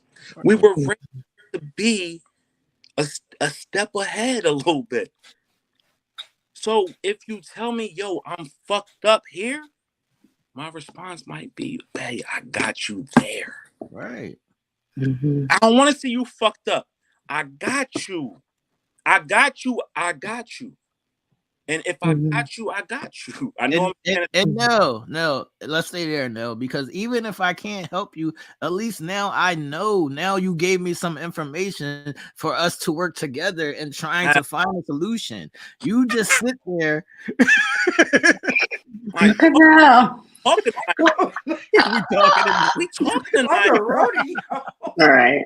We talking tonight. This is That's what I'm saying, man. People need to hear. This is the type of shit people need to hear. I got it. I hear you. I understand you fucked up. I hear you loud and clear. Facts. I got you. You and gotta give me the information though, man. I'm making a way to get you. Yeah, you gotta give me the information, man. You can't just sit on the information. Or you can't bring me the information with boxing gloves on. Right. Because then how am I supposed to wrap my arms around you and be tender? I'm boxing with you. If you got the gloves on, take the gloves off. Come to me, chill. Come to me, chill. We're going to come to each other, chill. It might be a heated discussion. But at the end of the discussion, it might turn into, hey, don't worry about it, babe. I got you. We're going to get through it together. Facts. Now it's like, damn, we in a real life relationship. Like, we in a real life partnership. This ain't some shit. This ain't some, oh, if I'm fucked up, I ain't got nobody in my corner. No, we in a real life shit situation where we loving on each other the right way because I got you, you got me, we got each other. Hey, Nell, what do they say when you say, yo, you good? What do they say? No. What do they say? What do they say? Yeah, I'm good. All good. No, you're not. Tell me what the fuck is your issue? Be like, we're good. We have you're not good. We're good. If But we are handling it, trust me, we're good. But you're not. If you are good, then fine. I'm talking about in the specific occasions when you are not good. Do not say, yes, I'm good. Because you're not. Well, see, we're me. I can only speak on me. I was raised to be a toughie by my grandma. Handle your own shit. That's on you. Handle your own shit. But I'm Don't burden other folks with your words. But you know what I'm gonna say to that? That's on you at this big but age. Now, I don't hold everything. At this big age of 42, I'm been taught that if you want something, open your fucking mouth. Yes. If you don't want it, then you gonna get exactly what your mouth didn't get you opened. Facts. You're not gonna get nothing. If you tell me you cool and I ask you, baby girl, you good to me. I mean, you said you was good. Now I'm moving on to my You know other why? shit. You know why? Because any other time when you riffing and you got something to say, you come out and say it. That's why you gotta that's why there's a disconnect between men and women in a lot of aspects. Right. Because y'all in y'all feelings, y'all come out and y'all fucking say it no matter how y'all gotta say it. But when y'all in y'all feelings and y'all want us to keep probing as y'all keep saying, y'all tell us y'all good. So if you tell us y'all good when I ask you if you cool and you don't say nothing, I'm gonna take it as you okay, because any other shit that you want to say, you say it. I could be on this podcast. I get a text out the blue, yo. So I already know that you don't have no problem with saying what you want to say to me. Right. But then if I come to you and ask you, is you cool, whatever, and you say, all right, I'm okay, then I'm gonna take it as you being okay, because I understand you. When you say something, you say it without no hesitation. But now when I ask you, now I gotta probe. That's fucking weird to us. Thanks. We don't operate under weird. Weird is like, weird, I don't know what to do. Those moments, ladies. Thanks. Nobody got that kind of time, man. What am I dealing with? No, Diana's in the chat. She said nobody has ever asked her if she was good. That's bullshit. I'm sorry. That's bullshit. Oh man. We're not doing it tonight. We're not doing it tonight. We're talking tonight. Not doing it tonight. We talking. We not doing that, Debra Lee. We're not. You've been asked if you've been okay. No, look. Ask y'all. That's what I'm about to say. That's what I'm about to say, because we ask y'all all the time. He asks you. Well, we just say that's a general question. No, I'm not saying it as a general question. I'm not that gentlemanly. The fuck? I say general question. That's what I mean. I'm not asking. I don't ask general questions. I'm not asking you, are you good? Just to be like saying hi. No, I'm asking you, are you all right? Really? Like, seriously, are you okay? The fuck? Some people's "How are you today?" or "What's going on with you? You okay?"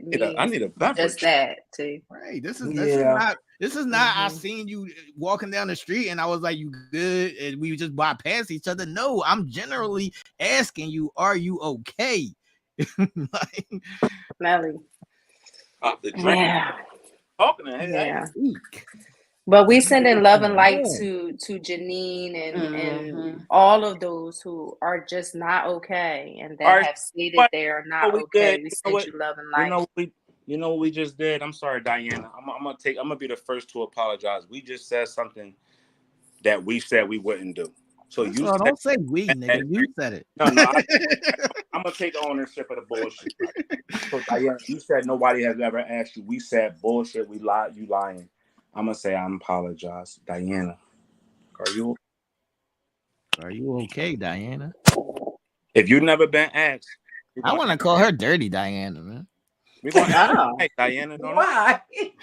That's how it goes. Don't do That's that, because then she's gonna be in Katie inbox later on us telling on us. Dirty Diana, man. That's how it goes. Don't call her. She's gonna be in Katie inbox later telling on us. Don't do that. Ladies, tell them y'all don't be in my inbox. Okay. Diana. Oh my goodness. Are you okay, Diana? Okay. And if you're not okay, what can we do? Facts. Speak to us. Tell us what the problem. Maybe we can talk this out. That be the problem. Y'all always talk about communication, and when it comes time to talk some shit out, y'all don't ever want to talk it out. Y'all just say, yeah, I'm okay, or nobody never asked me. Tell me what is your fucking problem. Also, T, understand this. Let's say you as the woman and me as the man both have strong personalities. Right. Just understand that the conversation is going to get heated. Right. It's and that's be a debatable conversation. It don't mean that I ain't listening, baby. Right. It don't mean that I ain't on your side, baby. It means we just two strong, passionate people. And at the end of the conversation, let's figure it out together. Let's be like, all right, I heard you. You heard me. How can we fix it?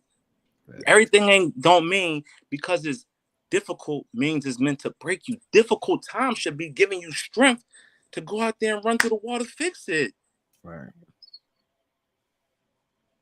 What's up, Diana? You need to talk. She didn't say nothing. We're always available, Diana. We're always available, Diana. Ladies, are y'all okay? What's up? I ain't okay, but I'm okay. That motherfucker crazy. I'm gonna stab you, Ish. I ain't okay, but I am okay. That's the story of my life right now. I'm gonna stab you, Ish. I'm gonna stab you. Ain't shit funny. Stop laughing. I'm gonna stab you, Ish. That's what I mean, Diana. We know it's not a group thing, but sometimes you need somebody to talk to. So even if it's just one of us, then just reach out to one of us. Sometimes you just need to talk some things out. Y'all be holding all of this stuff. That's why I'm telling you, as long as you have one person that you have an outlet with, you're not holding it in. That's why I be saying I'm good, because KD, I know I got that one person that I can do that outlet with, and then I do my meditation. And KD, that's all fine and dandy, but sometimes the person you need to be talking this out to, you don't talk to them. Well, if it's a person that I need to be, if I'm having an issue with that person, I ain't trying to talk to him. That's the problem, KD. That's the problem, KD. That's the problem. Sometimes we need to talk to people outside of our bubbles. I just be through with it. I just push away. When God puts us through difficult situations, what typically is the outcome? A learning experience. We come out of it learning a lot more about ourselves and how we came up out of that. So if you're saying to this, it might be difficult to talk to that person, maybe that difficult time will foster a better outcome. Maybe you need to go through that to realize what you need to do. You gotta work through it, man. Y'all just be like, nah. It's a hard conversation. But then I give it shot after shot after shot. But sooner or later, those shots gonna shoot out. If you looking at things and it be like that, you going through life like that, saying every time I do something, it don't work out. You already put negativity in your mind, and what you're doing is you're not trying to find a fix. You're trying to find the negative. Right. I know it's not going to work because the negative. I approach it is not working. So there's not a positive outcome going to come from that. So you're not really approaching it with full steam ahead. It's approached with, all right, I've been saying this and I know it's not going to work. So I'm not really going to put all energy. You're right. You're right. And I have said that about myself. So that I approach things in a negative way. So you're right. Positively or differently, sometimes the outcome is different. I'll have to change that. You know what? This person says they need this, they need that. All right, cool. I love this person enough. I'm going to do this shit because I don't want to lose them. Or losing them was the worst thing that ever could have happened to you or for you, and you felt that shit. So now you're trying to do everything possible to get back. But now that you're back, you're doing everything possible to kind of keep that shit intact so you don't have to feel that shit again. So No, those thoughts are the same things I was just saying earlier. When a person comes to you and say, I was going to ask you, but I knew you was going to say no. I'm like, what the fuck? You didn't even give me the opportunity. Yes. I knew you didn't like doing this, so that's why I didn't suggest that. Right. I might have fucking been like, all right, I might want to do that shit this time. I fucking thought about it and now I want to do that shit. Right. But even if I said no, you still brought an idea to me, right, and allowed me to then make a determination myself. Right. We is talking. Don't take it, Diana. That is so true. I'm sleeping well. Then some storms are not to destroy you, but to test your house, and that is so true. Some are there to make you stronger. Right. That is very true. Right. Absolutely. You think God ain't testing y'all? You think the shit that y'all pray for and ask God to deliver to y'all and bless y'all, you think He not trying to test it to see if you are worthy of what you asked for? Or see if you are up for the challenge? To see if the devil comes creeping up that you is not made for tough and built to withstand that fight that devil's going to try to put on y'all? Sometimes y'all be and so much in quoting y'all scriptures and y'all so by the book when it's convenient, but in the grand scheme of things, y'all deviate away from what is really truly the true being of why we are all here. Right. Don't quote a scripture to me if you only going to be on some worldly shit when it come to the shit that was blessed to you. Don't do it. Don't do it. Don't tell me what God tells men to be and how. I don't want to hear that. Because when it comes down to it, you go running when your blessings is in front of you and they laid out. Facts. God tests us the same way the devil tests us. He want to make sure the shit that you ask for is what you is capable of holding on to. You are welcome. Rhonda, I see you said that you're never okay, having been in a long time, but you deal with it day by day. Try to deal with it day by day, and you know that you're not alone, Rhonda. I think we all have to sometimes y'all have to break those big boulders down into small pebbles and work on it that way. Sometimes a lot of things seem big, but if you break it down, you can start finding ways to fix things. And sometimes y'all had to be strong for so long. You had to be strong for so long by yourself. But when you come into those situations, when you now have another party that cares about you, release some of that pain, release that hurt. Because that ain't there to hurt you, they're there to love you. And when you keep exasperating your pain on them, it's only making them weaker because they're dealing with your pain, trying to get to your happy place. So sometimes we got to step back and be like, new situation, new times require me to live new. Right. Live new. This person is showing me that they care by the way they handling me, by the what they doing for me, what they saying to me, how they loving me. Let me feel that differently this time. Maybe it's going to work out. And if it don't, then you got another opportunity to strengthen yourself, your resolve for something bigger and better. Right. We had a great week of preparation. We prepared. Oh no, we was about to get deep in ideology. And last thought before we get out of here. Also, sometimes. Go ahead, Ish. What you saying? She muted. You muted. You muted yourself. You so used to unmuting, you muted yourself. No, it was my AirPod. It died. Yeah, my AirPod died. Don't be afraid to talk to other people. See, pain will keep you in a box. Pain will keep you in a box. Don't be afraid to not talk to the person that you're comfortable talking to. Right. Sometimes our people and our closest network care about us so much that they're going to be easy on us. Sometimes we need somebody who is outside of our circle to step in and give us some real shit, to give us and pull our coattail on some shit that individuals who are close to us and who care about our feelings and will tiptoe around us a little bit. Yeah, we need to step out of that sometimes, and we need to open ourselves up to be able to not allow the pain to control us, but take hold of the pain and turn that into the strength, not just by doing every single day, but by living and healing as well. So sometimes we do need to talk to some people that may not necessarily be close to us. You know what I mean? It might be a good thing to just say, hey, girl, you know what?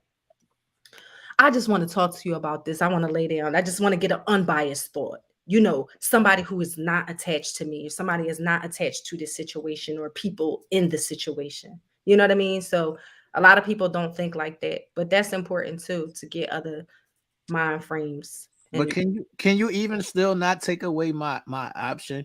Can you like, I've seen people in the comments saying, what if that person is not comfortable going to that person? You still got to tell them the information, whether they receive it or whether they help you, however they take it. You still have to give them the information. You cannot withhold information. That doesn't help anybody. Also, can we speak on too? Ish, you made a great point about running the people who are going to coddle our feelings, because that necessarily don't help us. It doesn't. It hinders us, actually. When you got yes men in your camp who always yes you up to death and agree with you, you don't really truly see your shit, your bullshit. But when you got those people who are willing to have those tough conversations with you and go to battle with you and let you know your shit stink, and also they shit stink, but they still rock with you, you gotta understand that. A person care about you is going to tell you some shit you don't want to hear. People who don't care going to keep feeding you the bullshit because they just saying shit to you to shut you the fuck up. Yeah. You got somebody that's willing to go and back and forth and battle with you about something that makes matter to you and them, that person give a fuck. You might not think because it don't sound good to you. That ain't what you want to hear at that moment. But that person give a fuck about you if they telling you some shit that's going to make you think or even have you changing your thought pattern and even your processes. Everything ain't meant to always make you feel good. Learning don't always feel good. Sometimes we go to school and we ain't want to go to school. But now we look back on that shit like, damn, I got a fucking education. I'm all right. I got a little education in my brain. Hold on. No. Sometimes you are wrong, and that's okay. You ain't gotta get the last word. You ain't gotta be demonstrous with your shit once somebody say something to you that you didn't like. Like that shit be weird. Like the fighting, the combat shit, cool. I can get it. I can stay in that realm a little bit. But we arguing and fighting. What? You calling me pussies? I'm bitching you. You bitch. Why? We lay next to each other. Yeah. Your snoring keeps me up at night. What the fuck is we doing? I can't. Wow. I love you. You love me. Just chill. We talking tonight. Why are we talking like this tonight?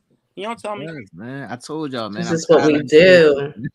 Conversation. It's time to have honest conversations, man. Fuck. I'm tired of that people feelings all exasperated. We know each other. We cool. We joking, laughing, and then you get upset because I say, like, if you know your person and you know they give a fuck about you, how you get upset over some shit that they said that wasn't even meant to be taken like that?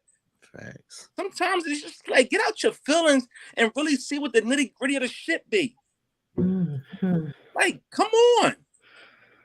I was telling somebody today, feelings is fucking false sometimes. Like, feelings is false. Sometimes feelings false. Because feelings make you feel shit that sometimes ain't real. Right. That person against you.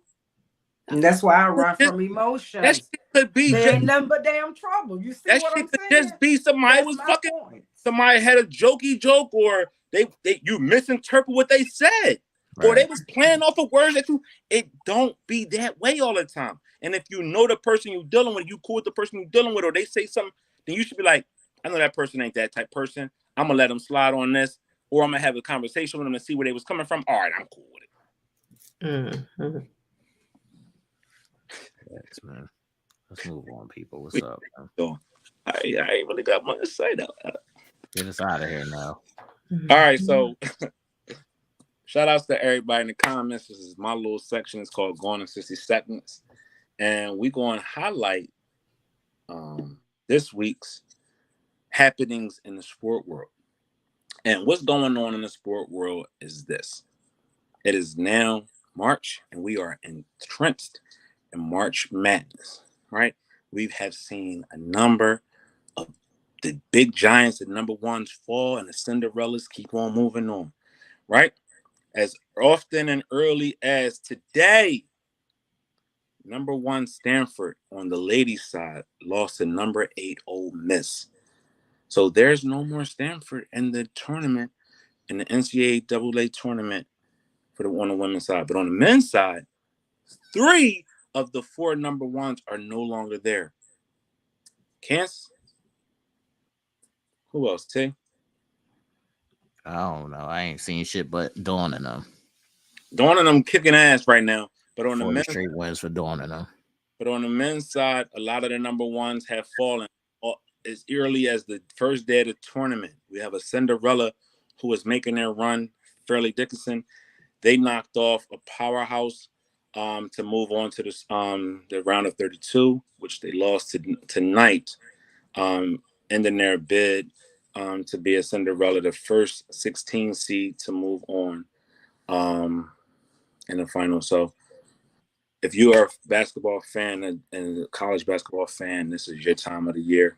The NFL free agency is at full force right now. Hopefully your team has signed a players that will enhance their team. My team, the Dallas Cowboys, went out and made a couple of very, very nice moves that will enhance their upcoming season. We traded for Stephen Gilmore, who is a cornerback, who is an all-pro, great cornerback. And then we also traded today for Brandon Cooks, another great all-pro wide receiver that will add speed to the outside and give Dak some weapons. The Philadelphia Eagles lost some players from their following their team last year that went to the Super Bowl, but they also losing more people, Ish. They losing more people, Ish. Man, hard to tell you, but y'all lost y'all safety today, Chauncey Johnson, cornerback, the star cornerback, who actually, if you remember, he was robbed of his jewelry, or somebody tried to steal his car here in Philadelphia right after the NFC Championship game win. He actually signed a 1-year contract with the Detroit Lions. The Eagles have shored up some of their returning free agents like Bradbury, Slay, Cox, Brandon Graham, and signed Greedy Williams, formerly of the Cleveland Browns. I'm sorry. But that's the sports world for us. Hopefully, everybody is doing well and everybody is doing safe. I'm gonna use my time to again big up Rhonda for being back amongst us. Your presence was missed these past couple of weeks. We always appreciate and love when all of our people are here, doing well and safe. Shout out to you, Rhonda, for making it back and being healthy. Again, I need to shout out. We've been doing this for the past week or 2 weeks, but let's shout out Lady B. I know we shouted her out Wednesday on our Telemade Kick Show, and also again on Game 7.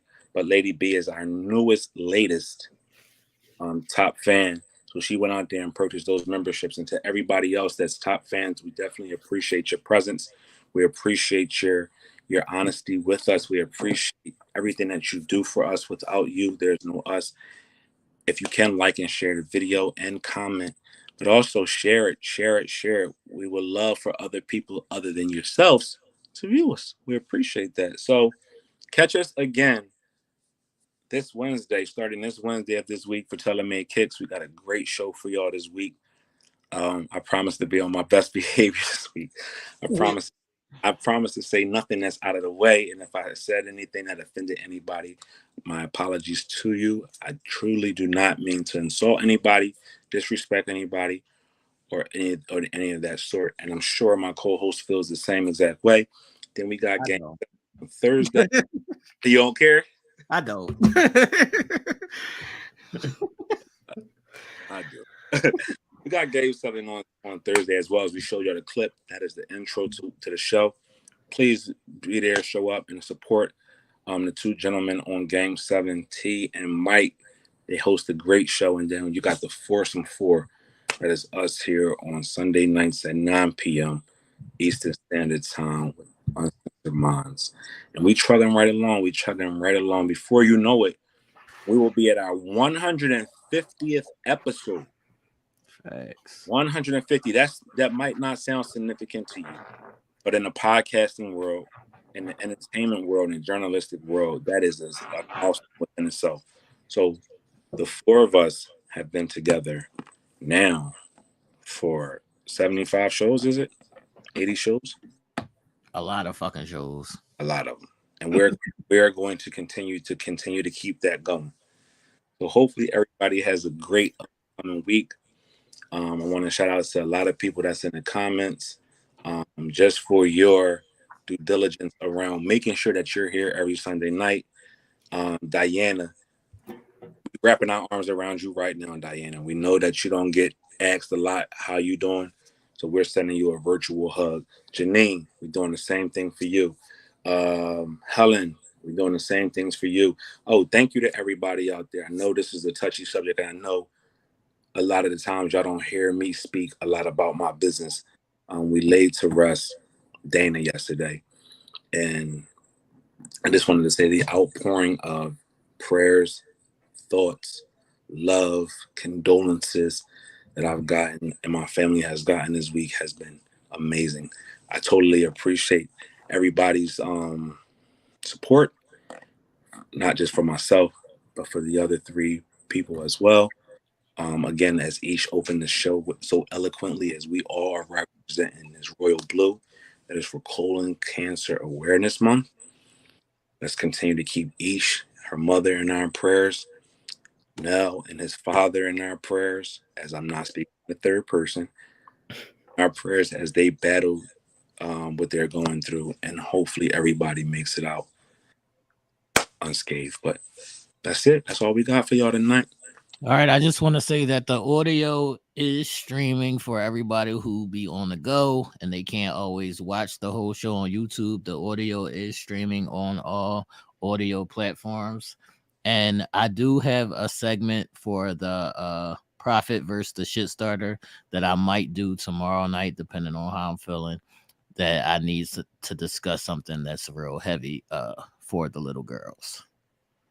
Oh my God. Did somebody put rest in peace, Diana? Oh, that's Dana. I'm sorry. No, please. What are y'all doing? What are y'all doing, man? Oh my God. Hey, what? He was on. Yes, that was one of those real honest reactions too. Hi, Who like, are you resting in peace into, Katie? What he thought that I put? Sister Dana. Who are you resting in peace into, Katie? His sister Dana. His sister Dana. I thought it said Diana. I'm sorry. I'm not trying to kill Diana off. I was about to say, well, damn, that was fast. But then You're gonna live a long time, Diana. Yes, you are. Yo, I got one more thing too.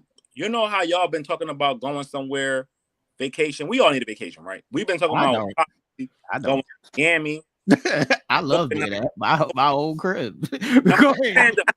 We have vacation every day. Going somewhere, doing something for one of our shows, right? Right. Been throwing the idea: Miami, Vegas, the Maldives, Dubai. Who knows where we're gonna go?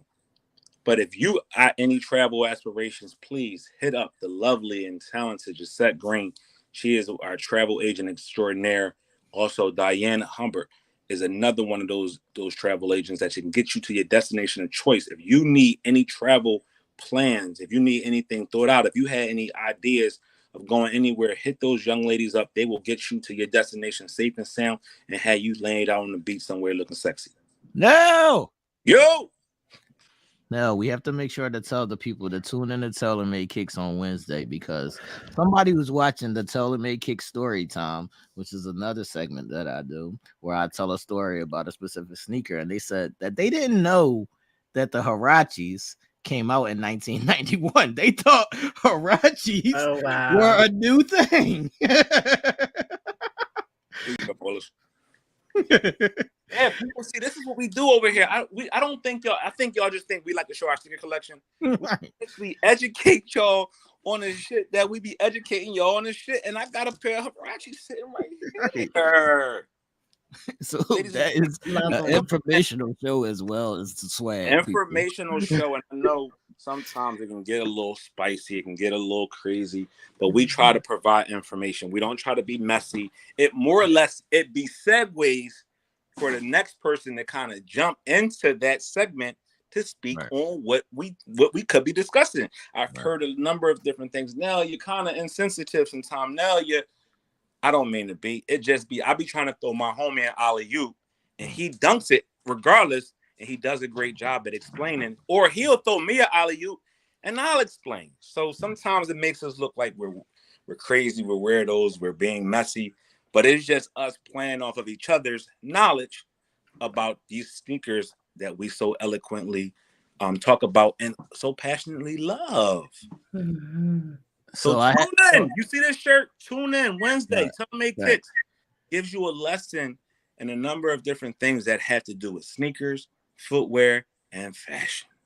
So on this segment called The Prophet versus the Shit Starter, the first installment is going to be called Black Girl Lost. So I'm going to need some information from you ladies, because somebody needs some advice on one of their little girls. Oh, he's a little girl. So stay tuned. Okay, big things. And next week, will be an update for our weight loss challenge. Our Get Fit with Nell. We coming up at the end of the month, so we're going to highlight what that looks like now. That means get on the scale. Get on the scale. Let us know what you got going on, and believe it or not, these next 3 months are crucial months in you being able to get that body looking right for the summertime. You might think you ain't got enough time, but we're going to show you ways of how to do it and get you to be able to lose 20 to 30 pounds in a 3-month interval without you even having to do anything strenuous. I promise you, I am down 28 pounds since January 19th. Today is March, 19th? And I am down 27 pounds. So if I could do it, you can do it. And I work now every day. I don't have so to. now. Huh? None of these. Huh? None of these. You I playing can't have dirty. none of these. Wait a minute now. I can't have none of these. I can't have none of these now. Come on. I lied to you, Ish. What's But up? you can have those Ish, but you gotta have. What happened to you? What happened? I left it. This is like my dinner and shit. She was trying to entice me. Just to give you a little brief background of what I've been doing. You can still have the things that you enjoy, right? You got to do it in moderation. So that's what I do is I fast. I'm doing an intermediate fast. So I am eating from the hours of 10 a.m. to 8 p.m. I'm eating. I can eat whatever I want between those hours. After 8 p.m., I have nothing but water. I used to do a 10 to 10, man. I might get back on my 10 to 10, John, man. I can't do 10 to 8, man. Well, the reason why I do 8 way too early for me to stop eating. I get off of work at 9. Right. So by the time I get home, it's 9:30. By the time I shower and get myself together, it's 10 o'clock, and I'm too tired to fuck something to eat anyway. So what happens is your body then goes into that eating time from that whatever your 8 or your 10 cutoff is. Your body starts to now work itself out. It's going through its metamorphosis. It's going through its process, and your body is changing, and you'll see great results. And Eve said, "What about the cookies and what about the donuts? It's between the time that you're supposed to. Yes, you can have one. You can't eat the whole box. You can have two, but you can't eat the whole box. But you want to make sure you're putting yourself in the best position to win. And some people think, oh, I got to go to the gym 50 hours a day. Oh, I got to exercise and go walking. That helps. But that doesn't burn fat. That just burns the calories that you're going to put right back in your body once you eat. So just understanding how it works. We don't call it a diet. We call it a lifestyle change. And next week, I'm going to give you some tips. I'm going to give you all some foods, some superfoods that will help you in aiding in that lifestyle change. Different things that you can eat that are superfoods that will turn that fat into muscle, lean muscle, proteins. All right. So stay tuned for Telemade Kicks next week. We got a great show for y'all. Game 7. Let me right back on y'all heads Sunday. Another episode of Uncensored Minds with the crazy four of us. Thank you. Have a great week, everybody. Have a great week, everybody. Peace.